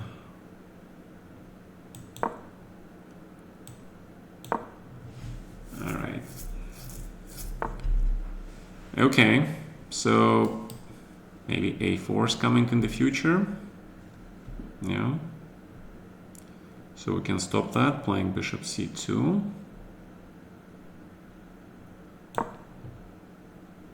Alright, let's hit it again. Or actually I can play d5 and knight d4 now, yeah? Alright, let's try that. Because if I played d5 before, the pawn was kind of under attack. Now, not so much. Alright, guy in the box, thanks for joining the channel, thanks for your subscription. Good night.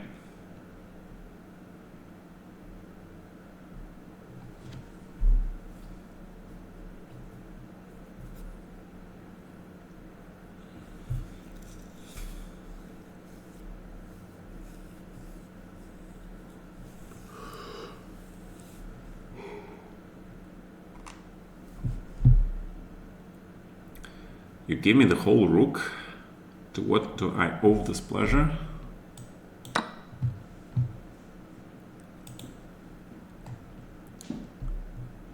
Take it cheesy.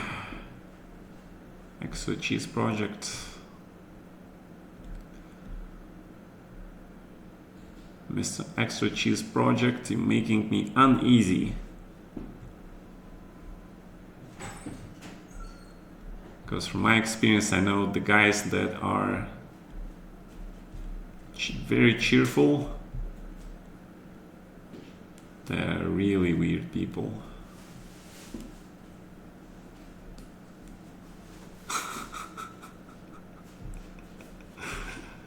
Yeah, I don't want to say psychopath, but you know.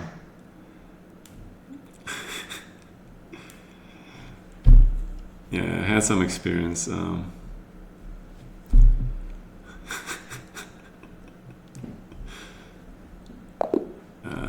Anything is possible, okay? But yeah, some generally nice people also, for sure. But it's a well-known thing, you know, those people who are world-famous comics, right, comedians, they make everybody smile, great jokes in movies, films, theater, but in reality, these people are so miserable. They're suffering from almost constant depression themselves. And usually end up like terribly, yeah. They help heal the world, but they cannot heal themselves. That's pretty sad, man. Yeah. Alrighty, thanks for the games. Arsenal. Alright, Arsenal, if you're here, let's find that move that we've been looking for.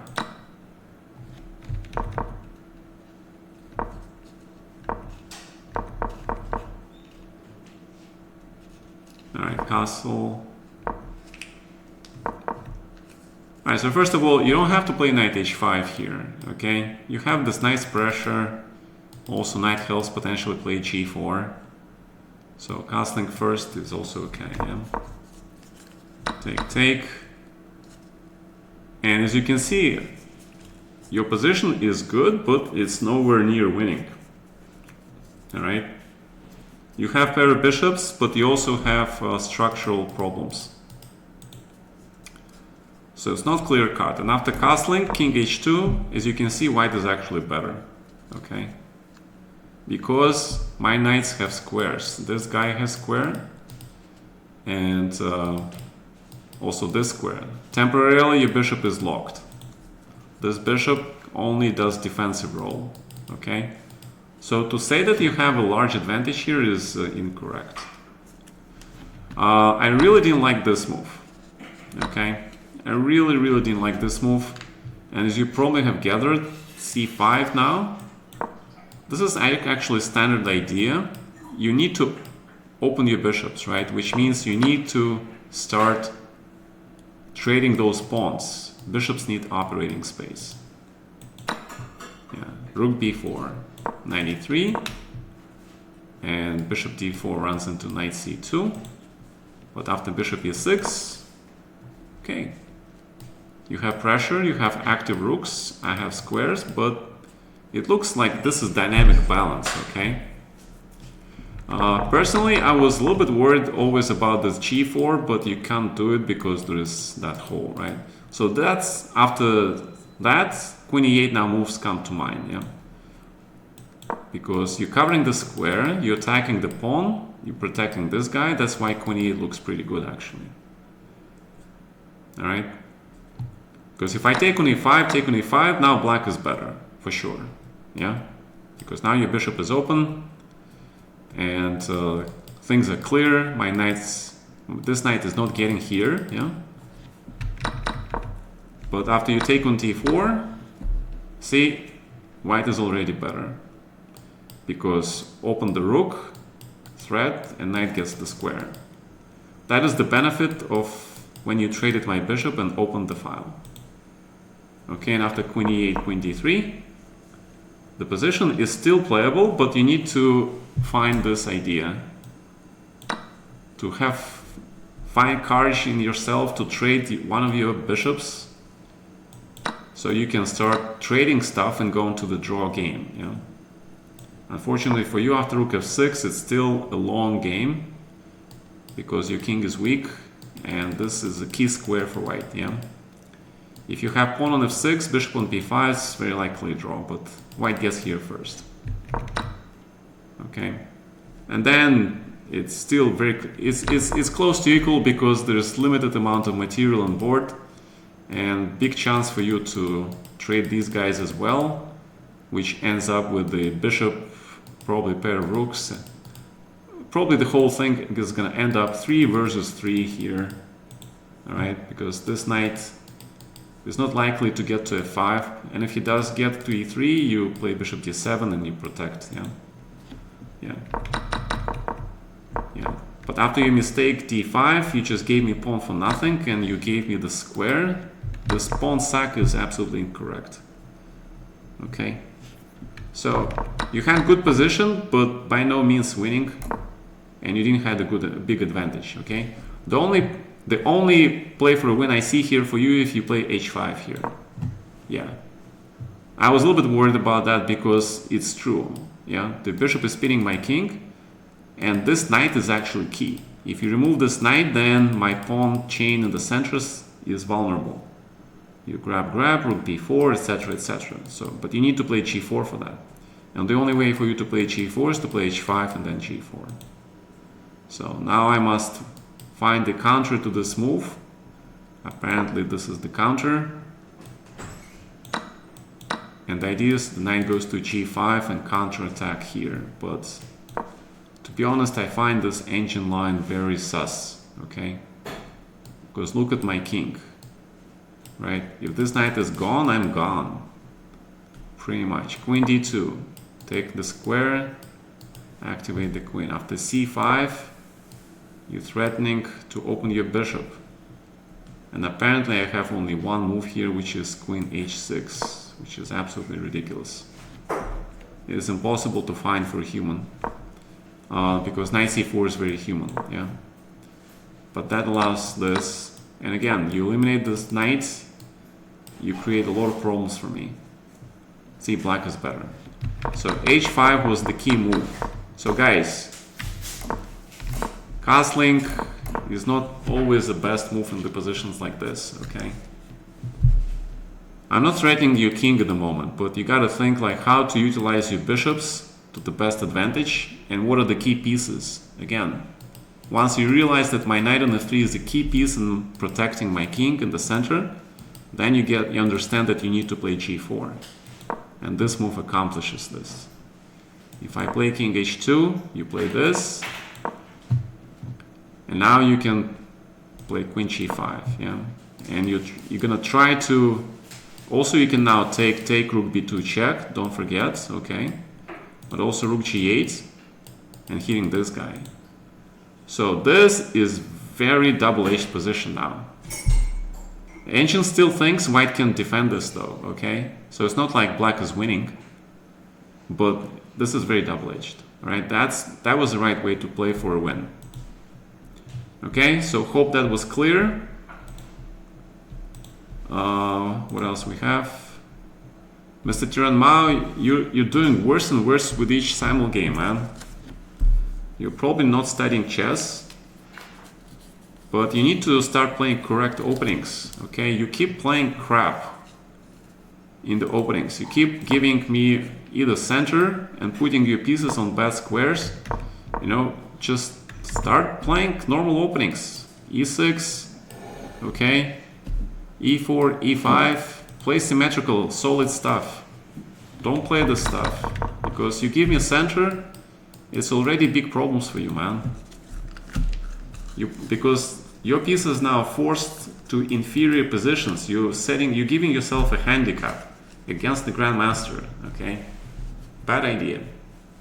Don't give yourself handicap. Play good chess. All right, what's going on here? It's my move, yeah? Oh, you play e5. Yeah, I thought about it. Yeah, it's very interesting. Very interesting.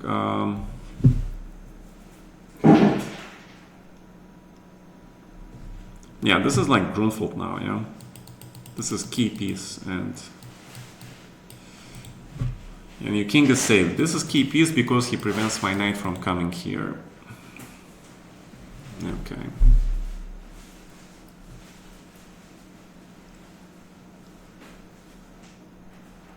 Well, I guess it's just gonna be...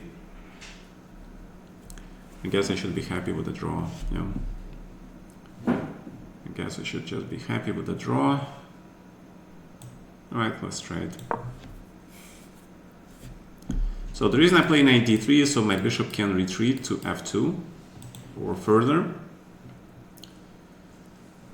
And he is trying to get his queen to c4 without trading stuff. Okay, that's his point, pretty much.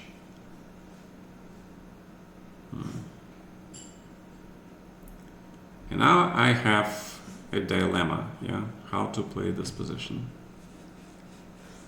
I have a big dilemma. And you know, guys, what? I hate passive positions, okay? I hate passive positions. So I'm gonna seek an active way to play chess, which means I'm gonna play this move.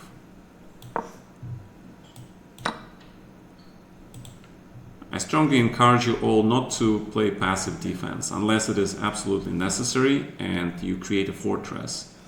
That should be the only time when you play passive.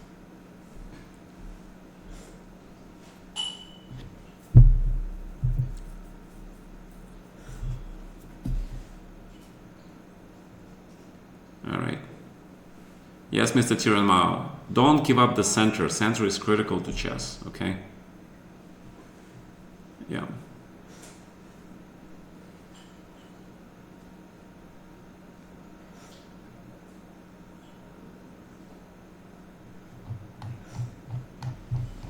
Okay. All right, black is very solid here. I gotta be very solid too, yeah. So connect the rooks. Rooks should be pressuring the weakness. Pretty much a given.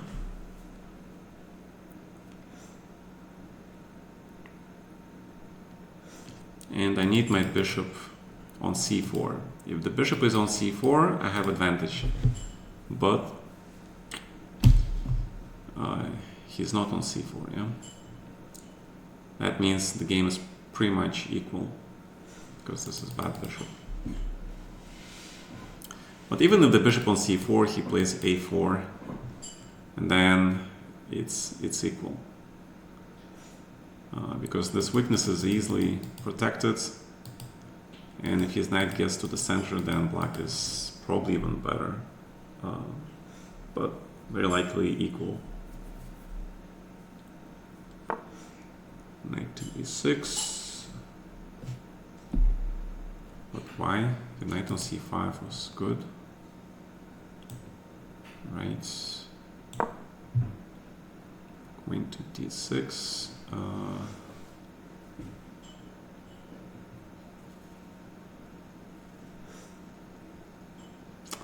But you know that two people can play this game, right?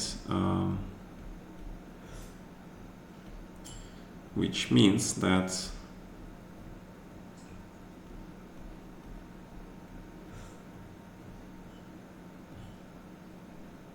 can play moves like queen c3 too. See, he blocks my rook. Now rook is useless. Has to drop down, yeah. Now we're gonna fight for the square, which is why I probably should have hit the knight first and then knight e3. But okay. It's always easy to see things in the hindsight. Okay, allow me to improve my bishop. I'm thankful for this opportunity.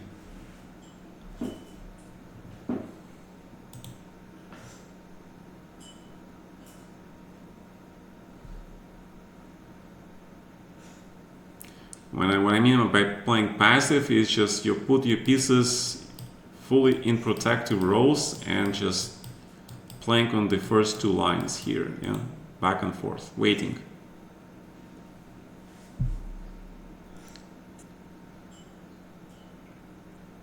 You need to combine defense with offense. Although I do know some players, they sort of maneuver, right? But the maneuvering is connected to a certain idea how to create counterplay later, okay?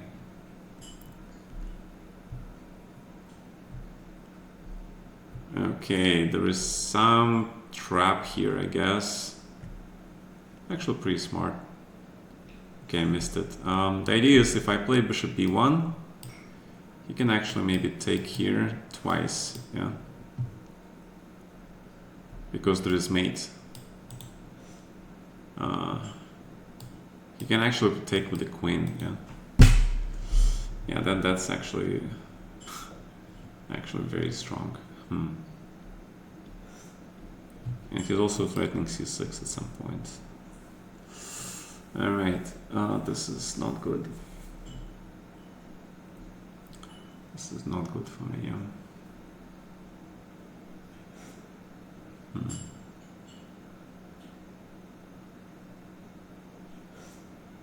Yeah, so this queen c3 move was not good. Okay. Alright.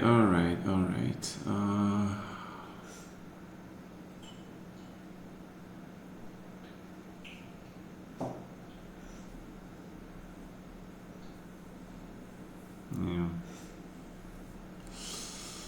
What can I say? He got me, yeah. Yes, bishop on b7 is incredibly strong. See, he provoked g3 first, and now he is utilizing the spin. He played bishop f8 back, but then his bishop returned, provoking all the weaknesses.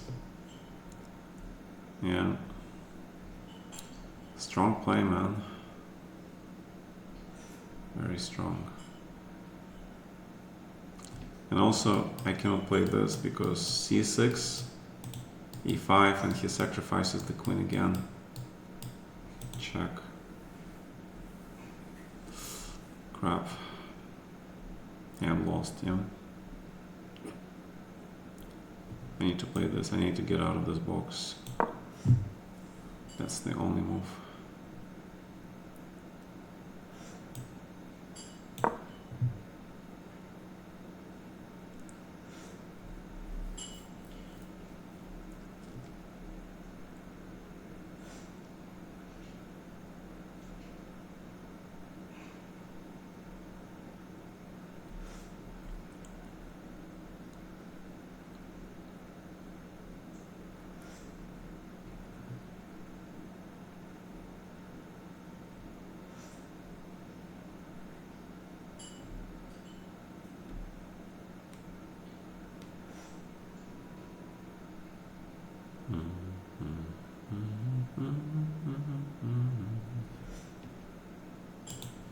Yeah, sorry, memories came.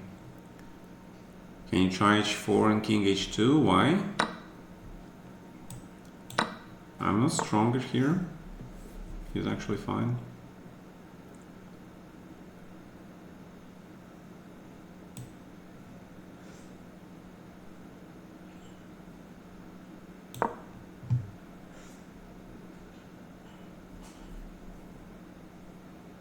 Now is the fight for this file. So this is like equal.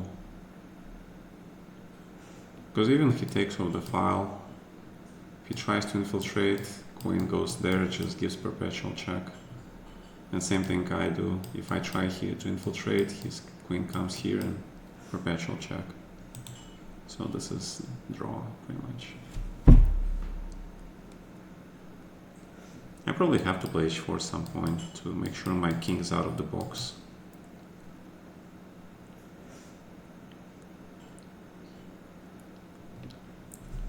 So the difference rook here or rook here is because if there's a trade, my queen here protects this pawn.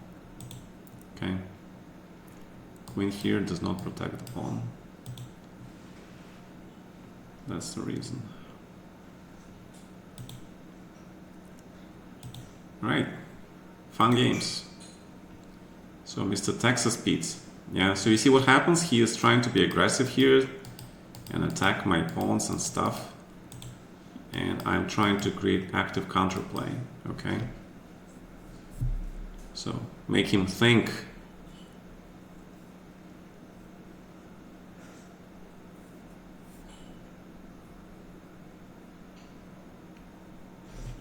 And also in this structure where black plays like h5, okay? Once he plays h5, this is the Achilles point, okay? So you really, you're looking to hit this guy now, okay? You cannot get to this guy, but you can get to this guy. So f5, and then knight f4, yeah? You're coming to attack this pawn because it's critical. If you, sometimes you can even smash through by sacrificing stuff here, right? So black must be pretty careful here. Of course, maybe it's just my wishful thinking. The additional idea for white is to play e5 and just try to block this bishop completely, yeah? But the big downside of e5 is that, you know, once he plays e6, you can forget about f5. And then it's like the game switches to the queen side where black is stronger.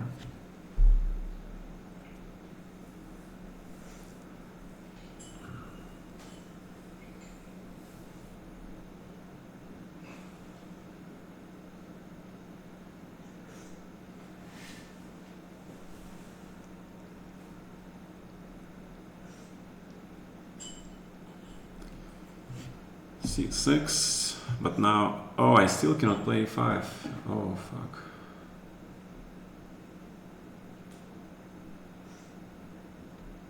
I mean, I can, but he wins too many pawns. So I gotta play this move instead, yeah?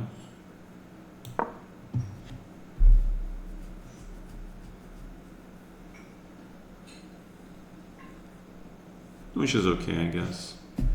g6 with idea of f5, okay, very reasonable. Bishop here.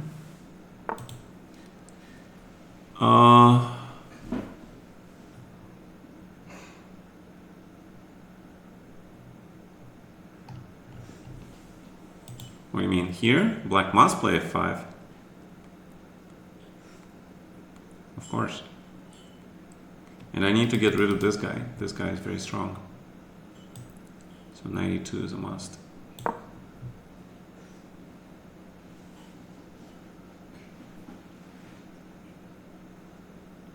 Because, again, one of the principles in chess I hope you guys take away from my streams is that I usually do not allow pieces in my camp. My camp is my 4 lines of the board, okay? Whenever a piece crosses into my camp, I evaluated how dangerous that piece is. If that piece is dangerous, then, you know, it must be eliminated, okay? All right. Questions. He is attacking both pawns here. How do I deal with this? Important questions. Very important questions.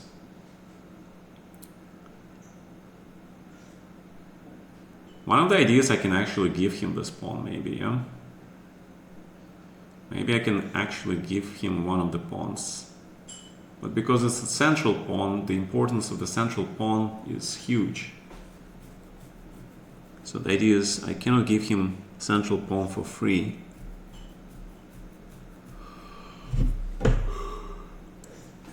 And I kind of also need this rook here. I kind of need that rook there.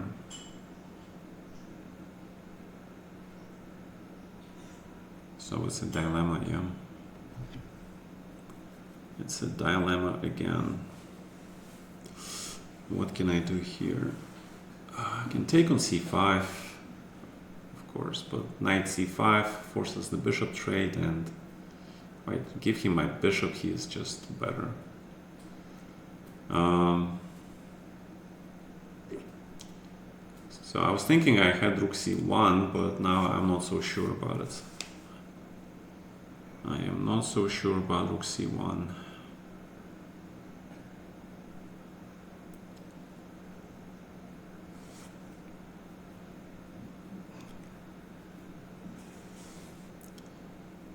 I'm not so sure about rook c1 here.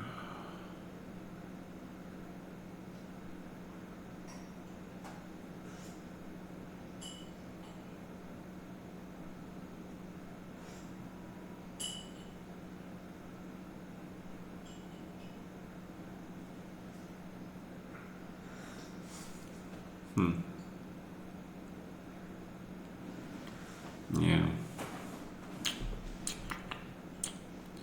Problems.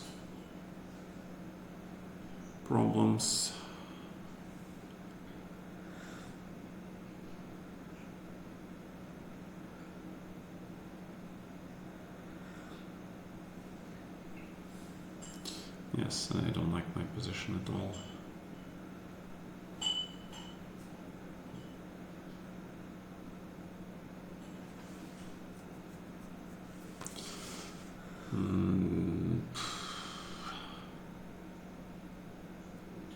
I do not like my position at all.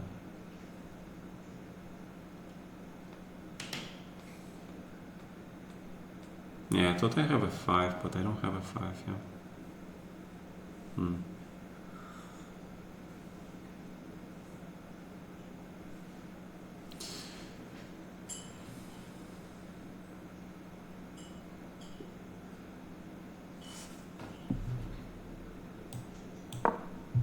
I guess that's the only move.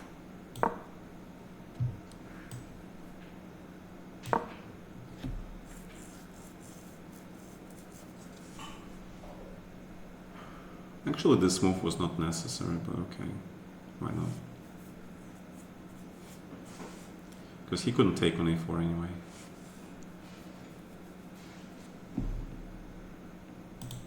Alright, I'm gonna go full attack then, because standing passively, I don't think it's gonna work. So, let's go full attack and see what happens.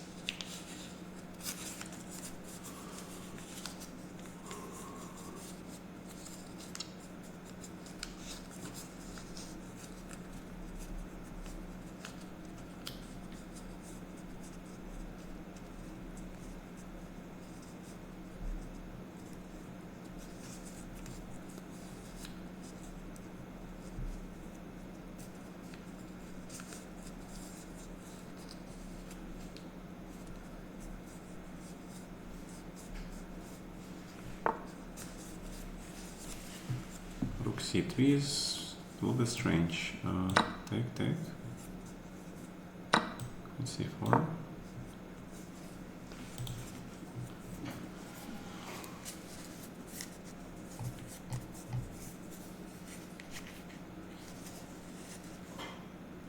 I will get to the candidates after the Simul, okay? So you can ask me questions after the Simul. Sure. Because now is a big question if queen c7 is good or not. And you have to calculate b5, yeah.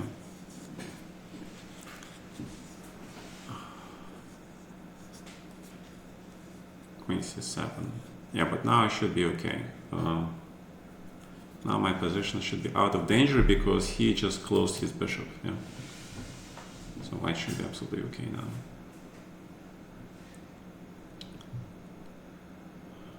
But must watch out for d5.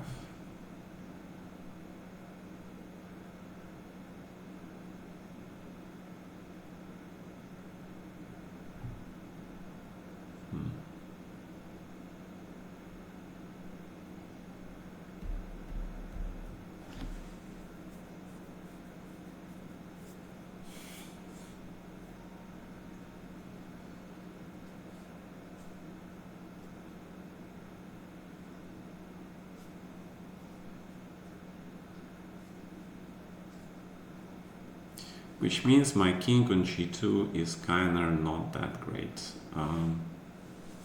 So maybe it's time to make a luft.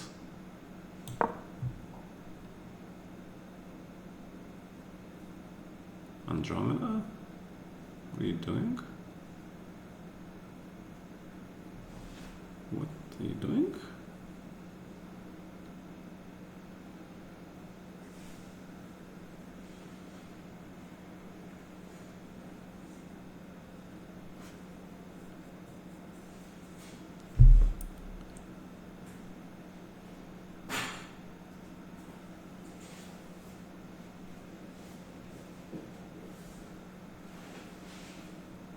Okay, bishop d4, pawn endgame works for you, yeah? Alright, but there is a big but now, yeah? I'm not talking about but I'm saying just there is a but, yeah? Which but? Forget about the but. Okay, wait. No buts. 6. So here, here, check.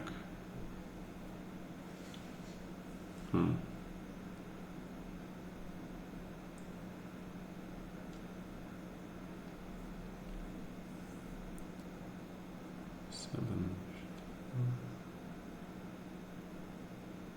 Okay, you're saying I cannot stop your pawn, yeah?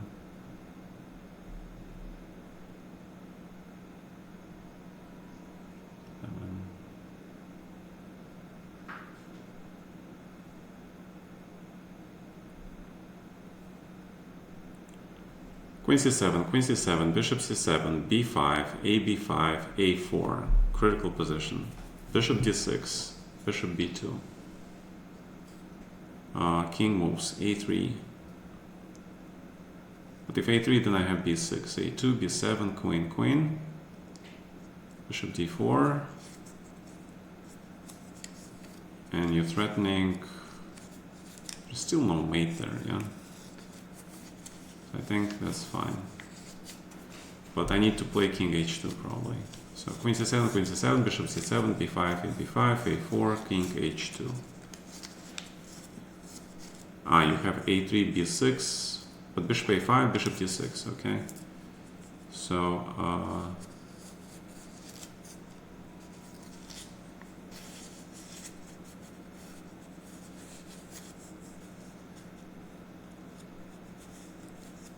right, queen c7, bishop c7, b5, ab5, a4, king h2, a3, b6. You have bishop d4 here. b7, bishop a7, and if bishop b6, then bishop b8. And if I play d6, you have a2.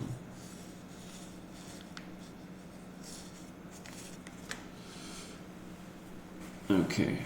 Oh yeah, that's why I played bishop d6 first, bishop b2, king h2, a3, b6, a2, b7, yeah?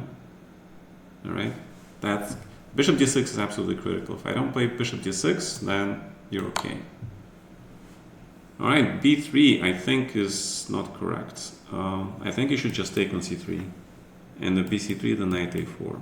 Okay, but we'll find it, yeah? We'll find... Wait, okay, he plays b5. Okay, he's trying that. Looks reasonable. Let's get king out from all the pins.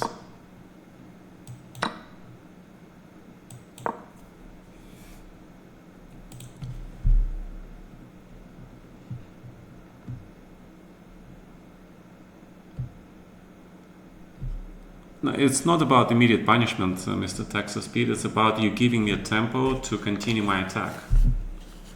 In such situations, every tempo is important. So I feel like you gave me time to regroup my pieces, which is more important. All right, let's start undermining this thing here.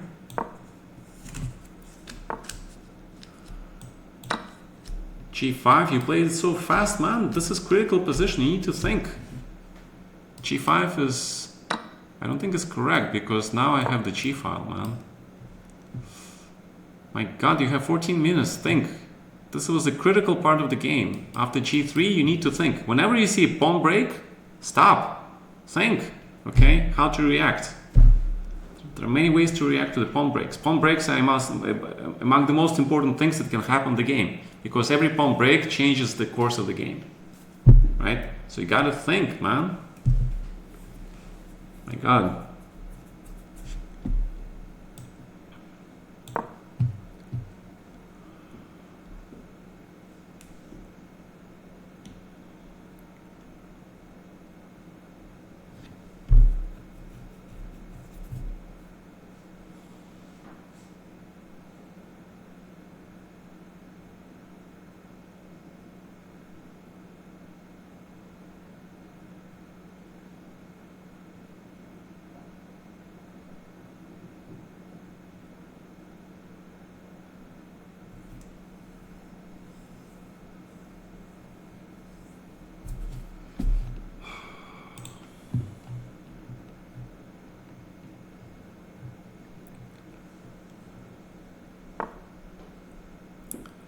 And what's more, now my knight on h3, which just 2 moves ago was doing nothing, is now in the game, ready to jump to anywhere, yeah?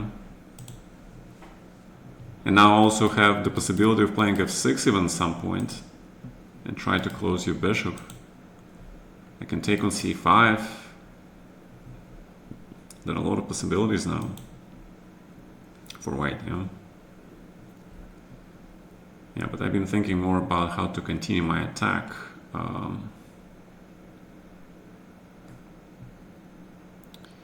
This queen is frustrating all my plans, so to speak. And at the same time, I feel like I can take this pawn now, yeah? Yeah, I can take this pawn, man.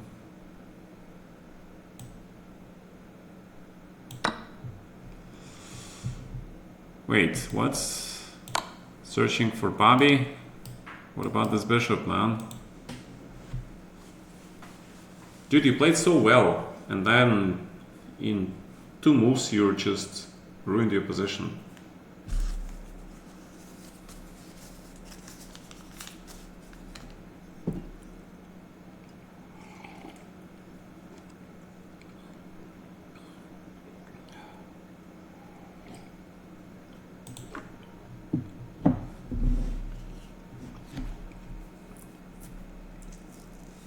I mean, what was the thinking behind taking on c4? I understand, you want to activate your bishop, but then prepare, play bishop a6 first, okay? Bishop a6 first. Alright, but then I grab.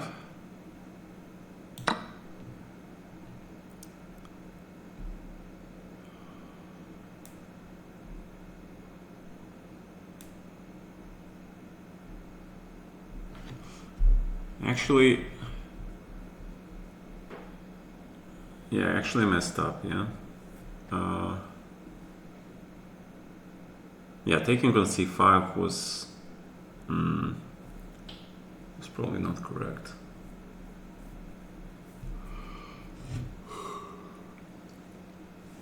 Okay, we'll see. This is not easy. Not easy game to play. Yeah, I was counting on this move, but it's also not easy, yeah?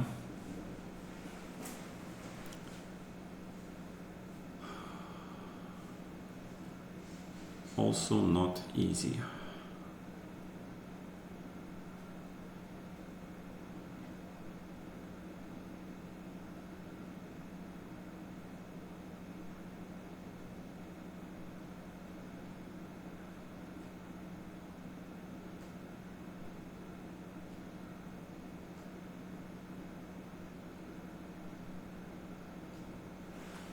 Okay, but if you do that, then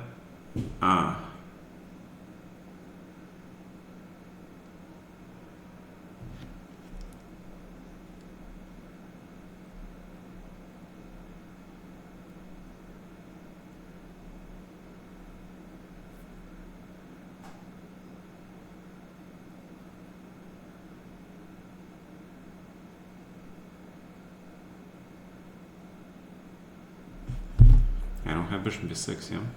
Bishop d4 check again.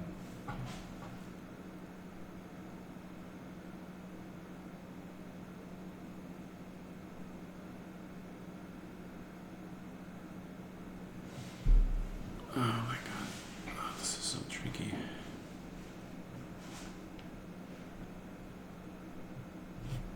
Okay, but king f2 is fine. Okay, rook d3 looks good.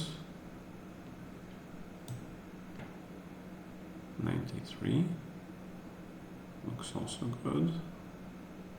Because queen d3 runs into knight b2, can't. Oh, but you can still take, yeah. Huh.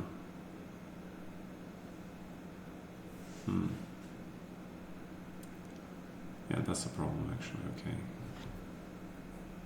That actually is a problem, yeah.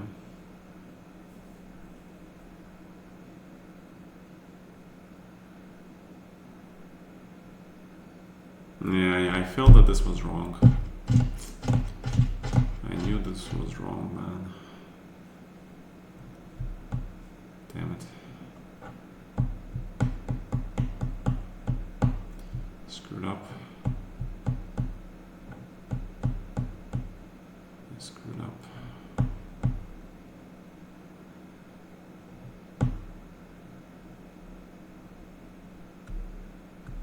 What is worse, I don't have time for f6. That is a bugger, man.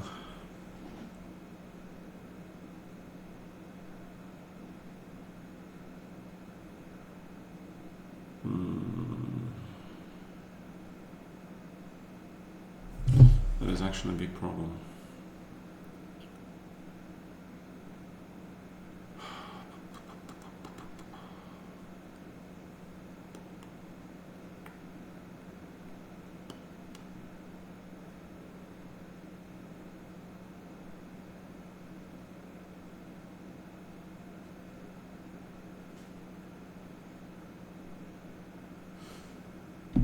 Alright, I see an idea. I play this.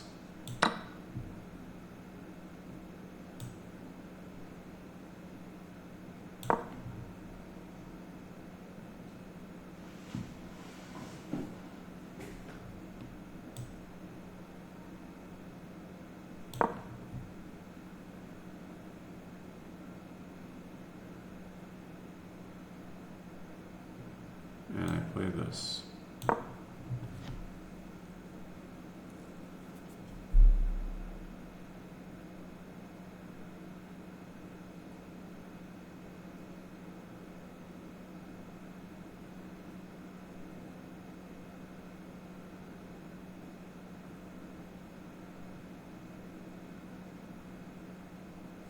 Crazy position. This is absolutely nuts. I have a feeling he's better. Because these pawns are scary, man. These are very scary pawns. On the queen side that he's got. Very scary. If I can somehow stop them, then it should be better, but I'm not sure that I can stop them. Alright, so obviously king d1, right? We need to get there. We need to get to his king. It doesn't matter. King is everything. Everything else is relevant. Resistance is futile. We had a board. Yeah.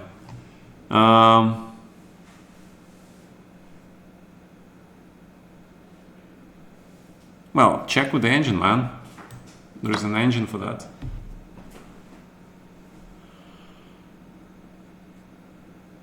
That's how you do your thing. You should analyze your games after you played them, all right? That's the thing to do.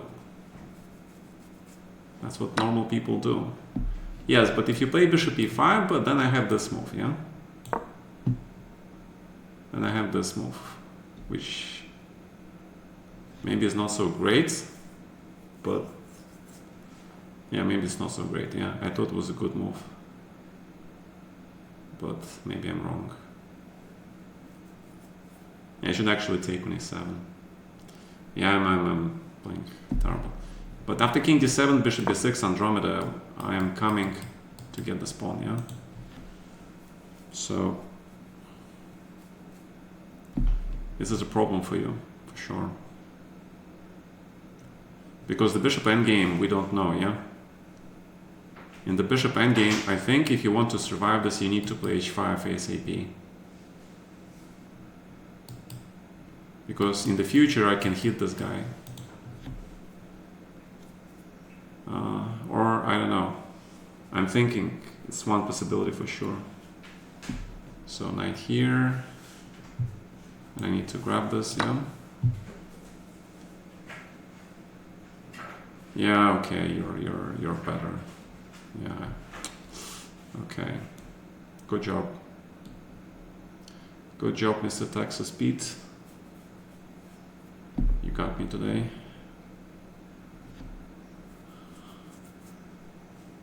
Yeah.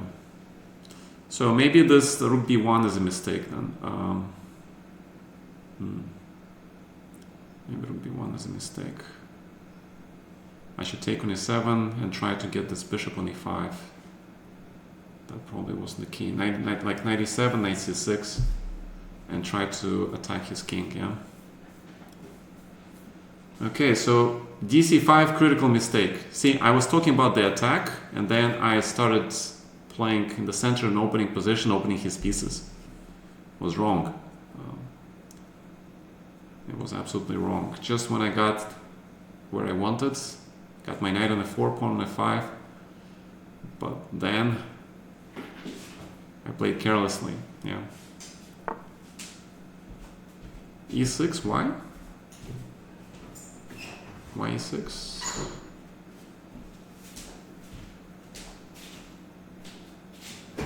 Why not e6?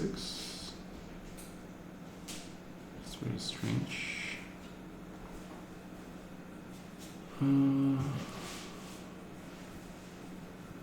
Okay, you want to get rid of this good pawn, yeah? Okay, take.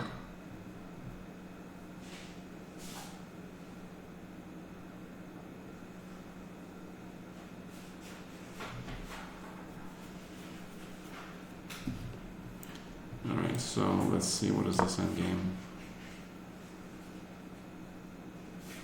The question, can you hold this position minus pawn, yeah?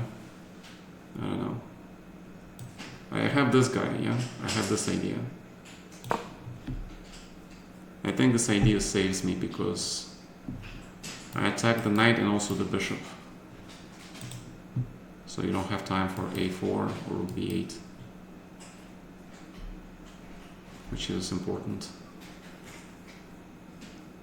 Which means I keep this pawn alive, which is why I thought you just play a4, take on e3, take on c3, and then you're probably close to winning because you're an exchange down, but you have two pawns for an exchange, and this a pawn and this bishop, they're worth at least a piece. Okay, so you're winning them.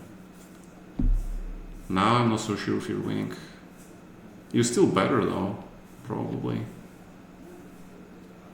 Because this pawn is so strong, man. But now I have some chances for survival. I have some chance for survival.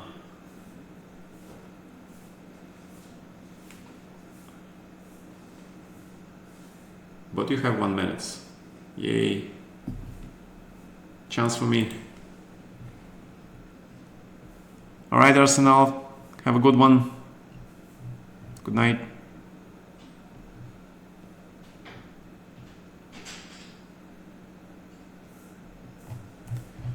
Well, I don't understand what you say when you say you stuff like you played like a monkey. I don't know what that means. You have to give me the accuracy score, man. What is the accuracy score?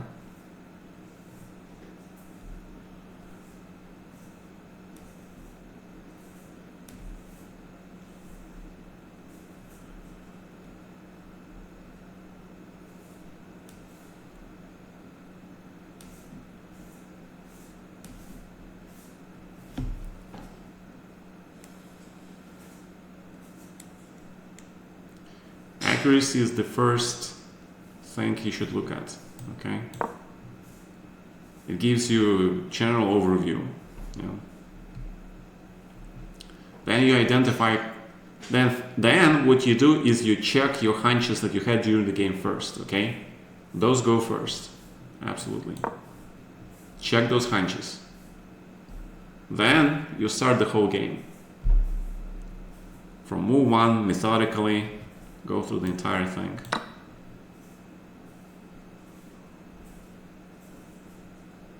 Yeah, I don't think you can survive this, yeah?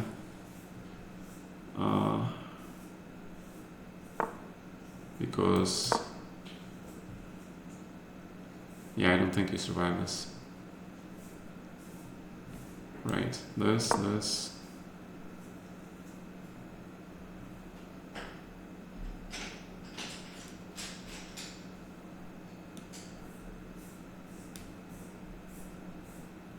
because I have this, yeah? And you don't have bishop to stop the king here. The threat is king b6, and then bishop e7 hit this guy. Yeah, so Andromeda, this pawn sack was not a good idea. You need to keep the queens on board, okay? You can give this pawn, but if you get the queen to my king, the queen endgame is a draw, right? Ah, nice try, excellent try actually. All right, this is good stuff. Yeah, see, very resourceful. Yeah, king b6, bishop d4, and the pawn goes. That's a great resource, man. I like that. I like that. Yeah, with this resource, you may be actually okay, yeah? Huh. Interesting. Okay. Good stuff. So, we need to open the position more. Okay, how do you do that? You do that by playing this. Alright. Protect the pawn. Okay.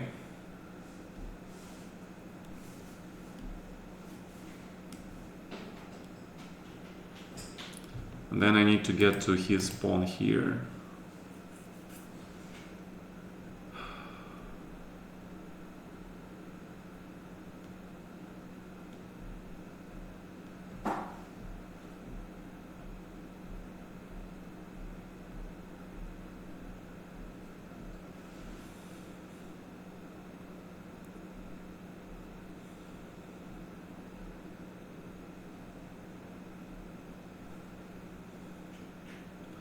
This should be a draw. Black is better, but I think white should be able to make a draw. The big question is how, yeah? He wants to trade my bishop. But why would you allow my bishop to come to d4? I don't understand. Your knight on e6 is well placed. Why do you touch him? Because my bishop on d4, starting that long diagonal is really good, no?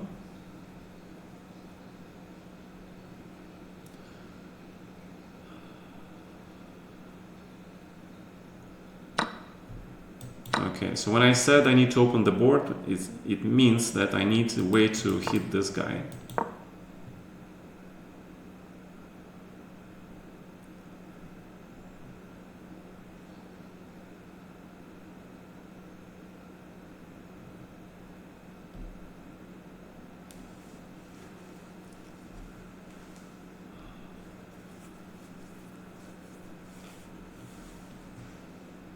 Oh, you just want to draw? Okay. Also, okay, I see. Bishop f6, you can just walk your king here, yeah? Alright. Alright, I'm fine with the draw, man. Again, you're better. So, I'm all for it.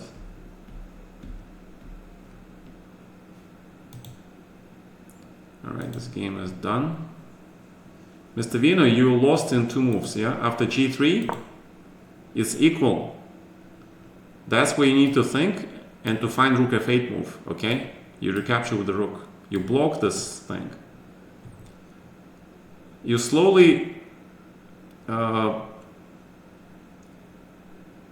played your position. You know, here, you're fine, okay? Your knight is fine. My bishop is passive. But then you played this. This is false activity for you. Because look at my bishop now. Now your knight is passive, and your also rook is passive now, okay? And after this is just... And you had to find 96, of course. 96, yeah? 94 AD or knight g5. Mostly it's 94. So you can run your king later here and play a4. You need to undermine this, but with the knight on d4.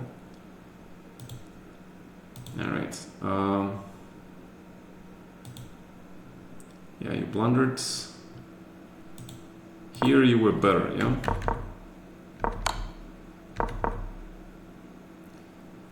Well, after rook b1 says I'm better, but I don't believe it. b1, rook h6, h3, queen g3. Ah, queen e2, okay. And then rook f3, alright. I played this, you played, now you're better. Yeah, queen h3. I thought you can play queen h3 here and then f5, yeah? Makes more sense. Queen d6, f5 immediately, okay. And queen g5, okay, I missed that. Now you're better. Yeah, you can just take this pawn, man. Like, there's nothing wrong with this pawn. And then you go back. Alright, sometimes grabbing a pawn is good move.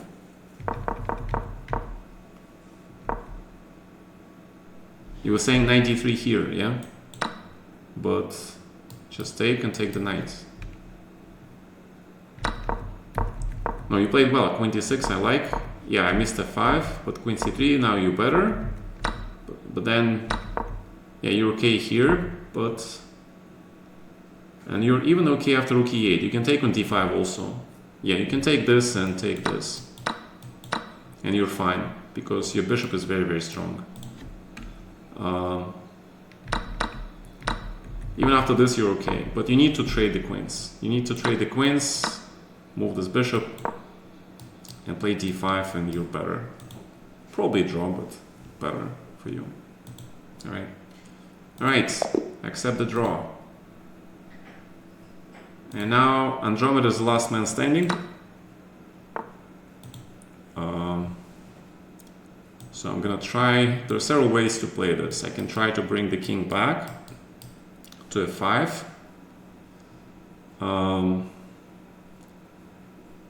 The idea is that your king will have to be on g6, and then I move the bishop somewhere and threaten the d6, which means you have to play bishop d6.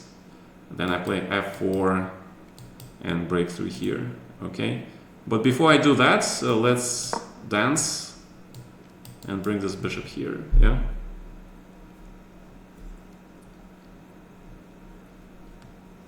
And let's see if I can do something here. Which probably is not gonna happen.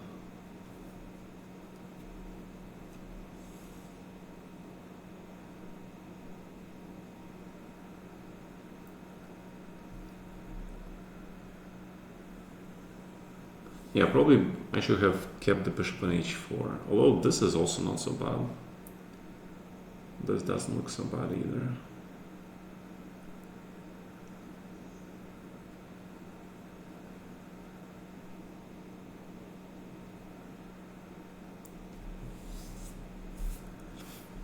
The problem is that I have the bishop of the wrong color. Okay, that is a big problem. That is a big problem.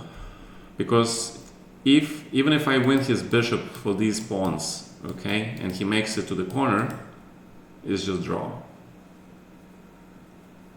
But it's a draw with the pawn on the A file, not with the pawn on the B file, yeah? Yeah, it's a famous thing, yeah? Very famous. Famous endgame from Fischer-Spassky. Remember everybody, right? Those second game that Fischer lost, famously taking on H2 and proceeding to lose. A more recent example, I think Giri resigned in a drawn position. That is the most famous example. It was actually amazing. Yeah.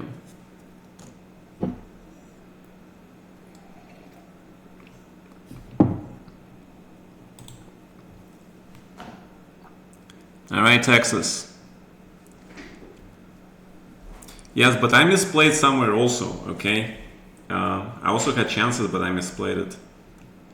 But I like your Pierce opening play. You should play something like this in the tournament, I think, okay? That's great stuff. Very sharp. Good job. Andromeda trying to defend. Andromeda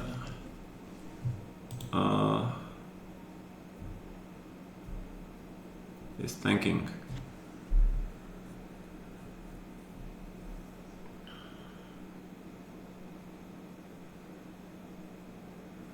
I'm thinking also, like, what is this?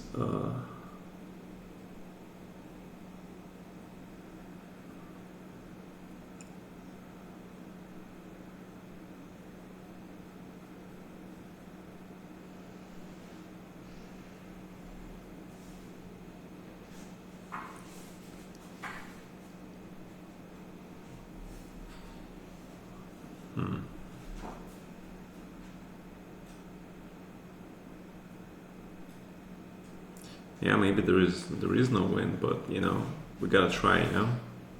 Because anybody will try to win this with an extra pawn.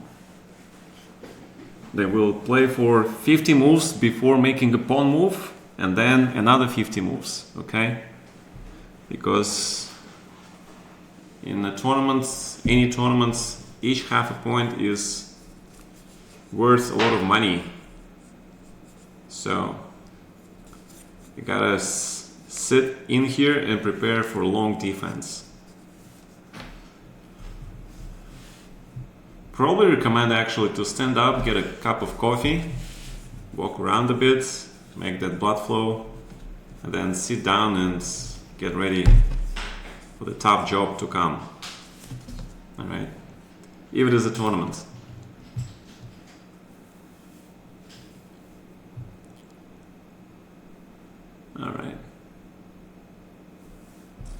All right, Texas Pete, good luck, man. Beers and kids. Yep, that's what I did when I prepared for the FIDE World and Rapid Blitz Championships in 2018-19. We prepared with my wife. She also played kid and Pierce. We played same openings. And we studied like for 1 month. And we did good. Yeah. I think Pierce is actually is very good choice, but kid is these days kid. I don't know. I cannot recommend you kid, you know, because there's so many lines white has that you gotta know what to do. If you don't, then just dead. And also a lot of safe lines for white. I'm pretty sure you'll meet a lot of people who, once they see you play King's Indian, they're gonna go G3. Good luck winning then. Yeah.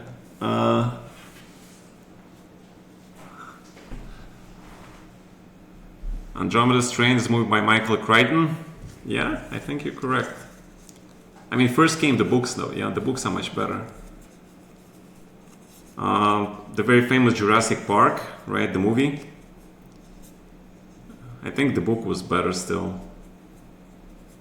The whole movie, you know, basically Michael. What is that guy who played the mathematician, right? Very famous guy. It's the same guy who plays the Grandmaster in the Marvel in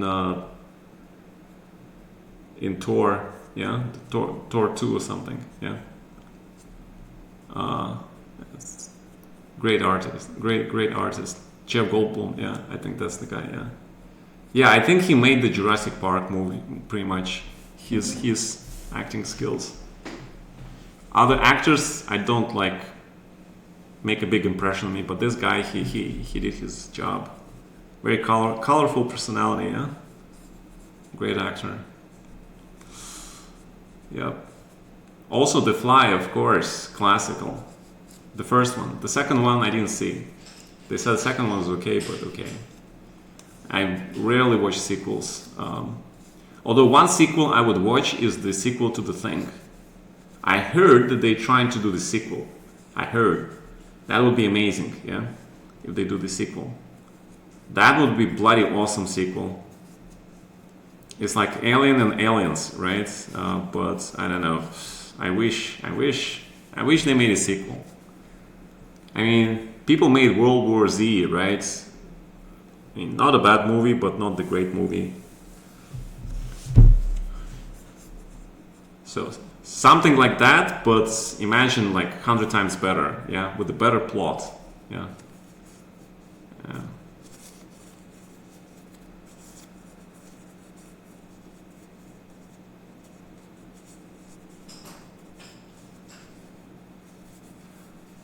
Yeah, they did the prequel. The prequel sucks, man.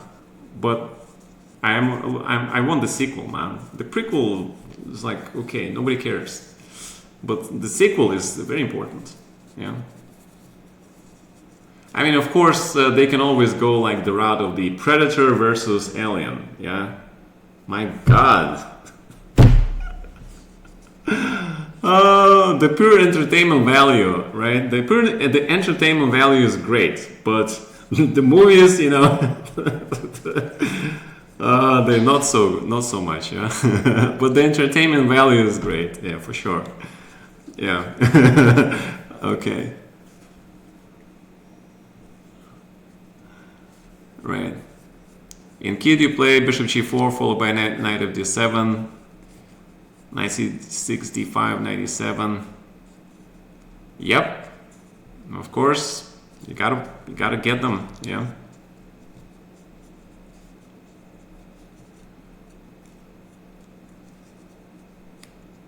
Sequel was Kurt fighting on a nursing home. Gremlins in the Alien vs. Predator movie. Oh my God. Yeah, I had huge hopes for the Ridley Scott, with the Prometheus. I think Prometheus was not so bad. Could have been better, but But the second movie, my God, it just ruined everything from the first movie, and it didn't develop anything from the first movie, man. It's just the same stuff, it's just worse, yeah. The second one was terrible, man. And the same thing with the Gladiator now. You guys heard that the Gladiator 2 is in the works? Oh, man.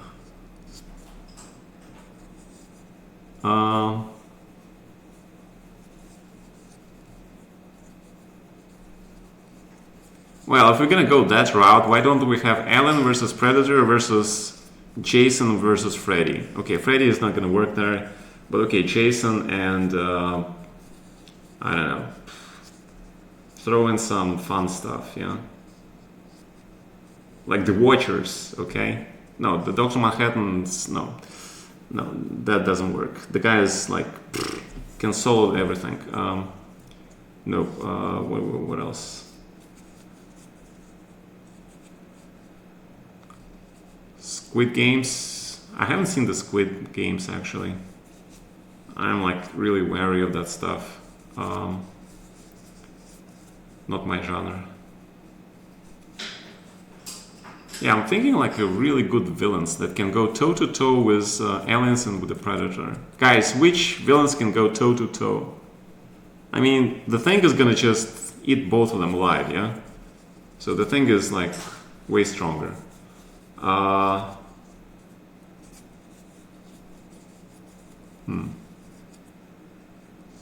Jedi? Oh yeah. No, John Wick, come on, man. But the Jedi, they should put them in the Jedi universe, actually. Yeah, why not? You know why? Because they, both aliens and Predator, they are resistant to Jedi, what do they call it? Jedi manipulation, yeah? Tricks. Mind tricks, force tricks, yeah? So that'll be kind of cool. No, King Kong, come on, man. Yeah, I mean, for giggles, that will be fine, yeah? King Kong steps on both of them, like, what's going on? Okay.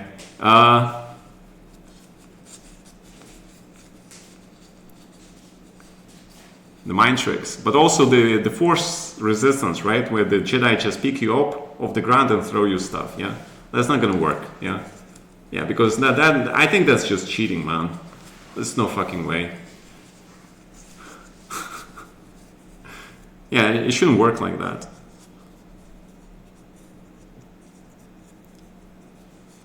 I mean, force, okay, you can influence, you supposedly can influence others, but, you know, to pick up physical stuff, okay.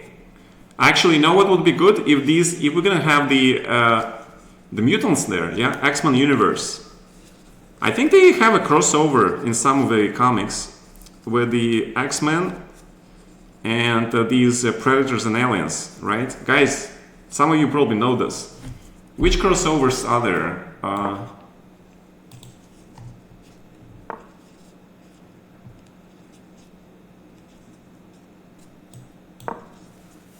Wait, Andromeda. Ah, okay. You can do it, yeah?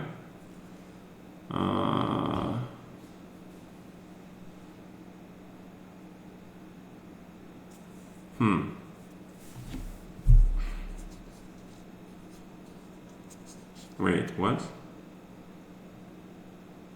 Yeah, okay, you can play this, yeah.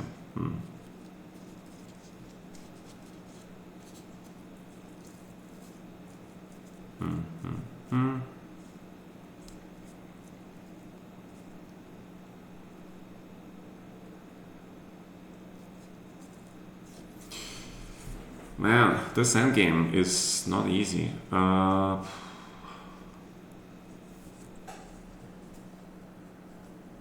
Wait a minute. It is easy. I'm just being dumb. I'm just being dumb. Let me just verify. It's just winning, man. I'm just dumb, okay? I forgot about this idea. It's just so obvious. Right, guys? You see the win, right? It's so obvious once you see it.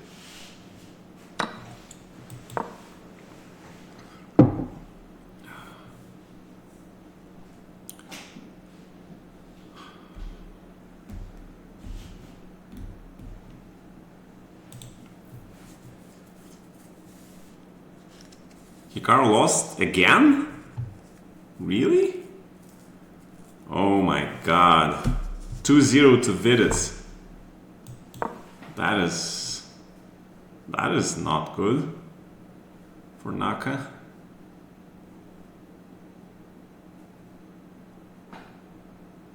Okay, well, I'll check out the games. I'll do the recap tomorrow though, okay? In the recaps I go into a little detail, but right now, okay, we'll get this game and then this. Yeah, I just forgot that, you know, I can get the bishop back and then we're in the pawn endgame, which is simple win. There's nothing he can do actually. So that was good defensive idea, but you know, the king and this pawn are very strong. They get the whole bishop back. While these pawns are on the light squares and he can't do anything to them.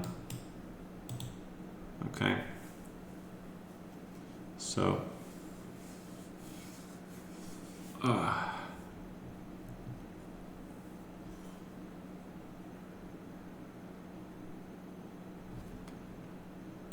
right.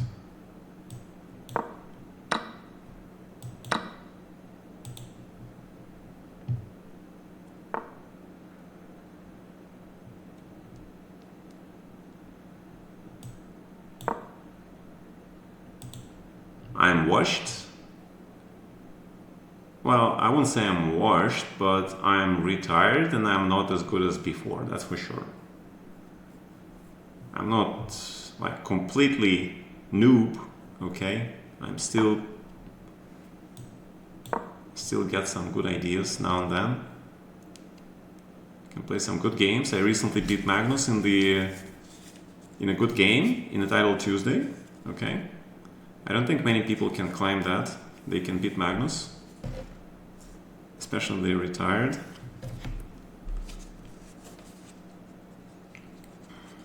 So, but I'm definitely not in the top form, that's for sure. I haven't looked at the openings in ages. I haven't practiced. I haven't studied chess for hours a day. So, all right, Andromeda. Yeah, so this allowing this endgame was a mistake, okay? So you should just take on c2 and just chill out with king f7 because your queen is attacking this guy. I can't improve my queen. You're gonna grab the pawn. All right, so this is like a draw, okay? Just keep the queens on board. If I play queen c7, now just b5 and you win. And I'll show you guys what was the mistake, okay? His mistake was that I think what Andromeda was counting for is that he wanted to play this and this. And if I play b6, he has a3, b7, check, and bishop a7. And even this is winning, yeah? So maybe... Oh yeah, he is winning here, okay. Right. Because he has bishop d4, right. But the problem is that white has bishop d6 first, okay? And if you play here, then I play this. Not b6, because it's check, but king h2. And now b6. And the difference is that with the bishop here, I have the check, okay? With the bishop here, black is winning because he mates me. But with the bishop here, one square difference of the bishop makes the whole difference. Now white is winning, right? But if he played normally, if he just, bishop pawn b4, queen d7 is a draw, okay? Simple. All right, guys, let's go to the candidates and then I have to get some rest, okay? It's 1 o'clock at night. All right, so what happens? Oh my God, Naka lost, Jesus. Vidit playing 96% accuracy. That is very impressive. All right, so queen c2. Passive. All right, g4. Makes a lot of sense to go f5. Yeah, black needs to get f5 and activity here. Knight h5 is perfectly reasonable. Here. Broken a2. Knight e7.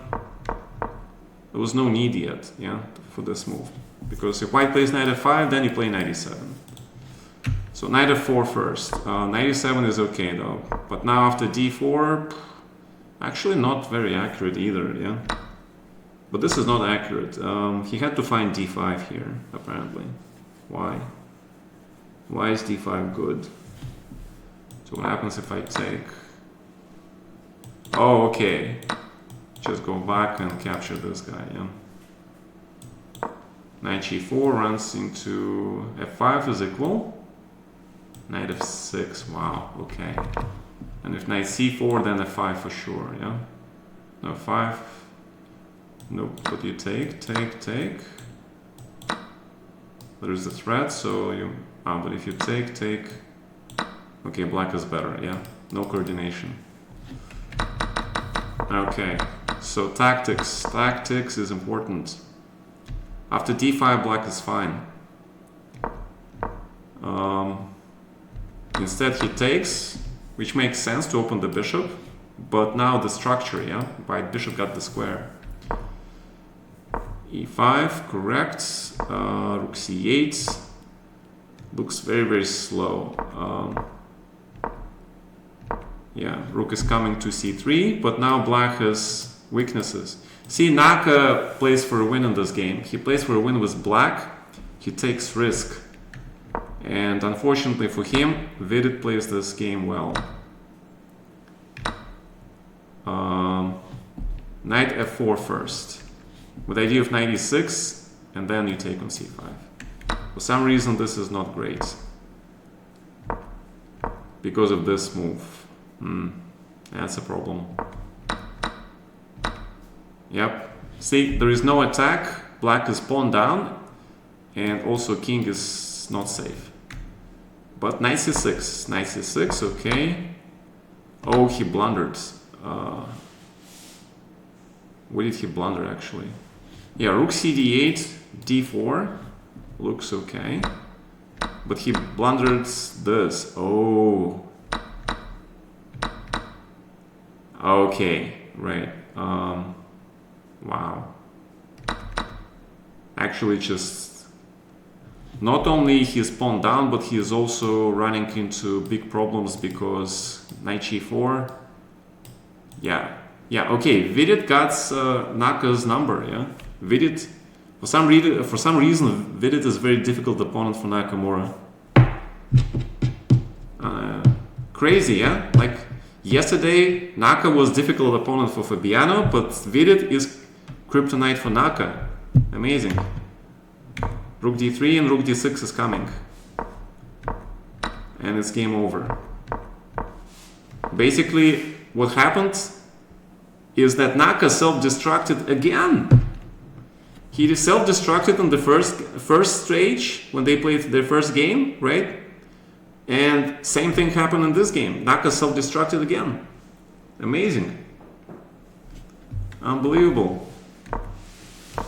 Yeah, I can just resign, yeah. Okay.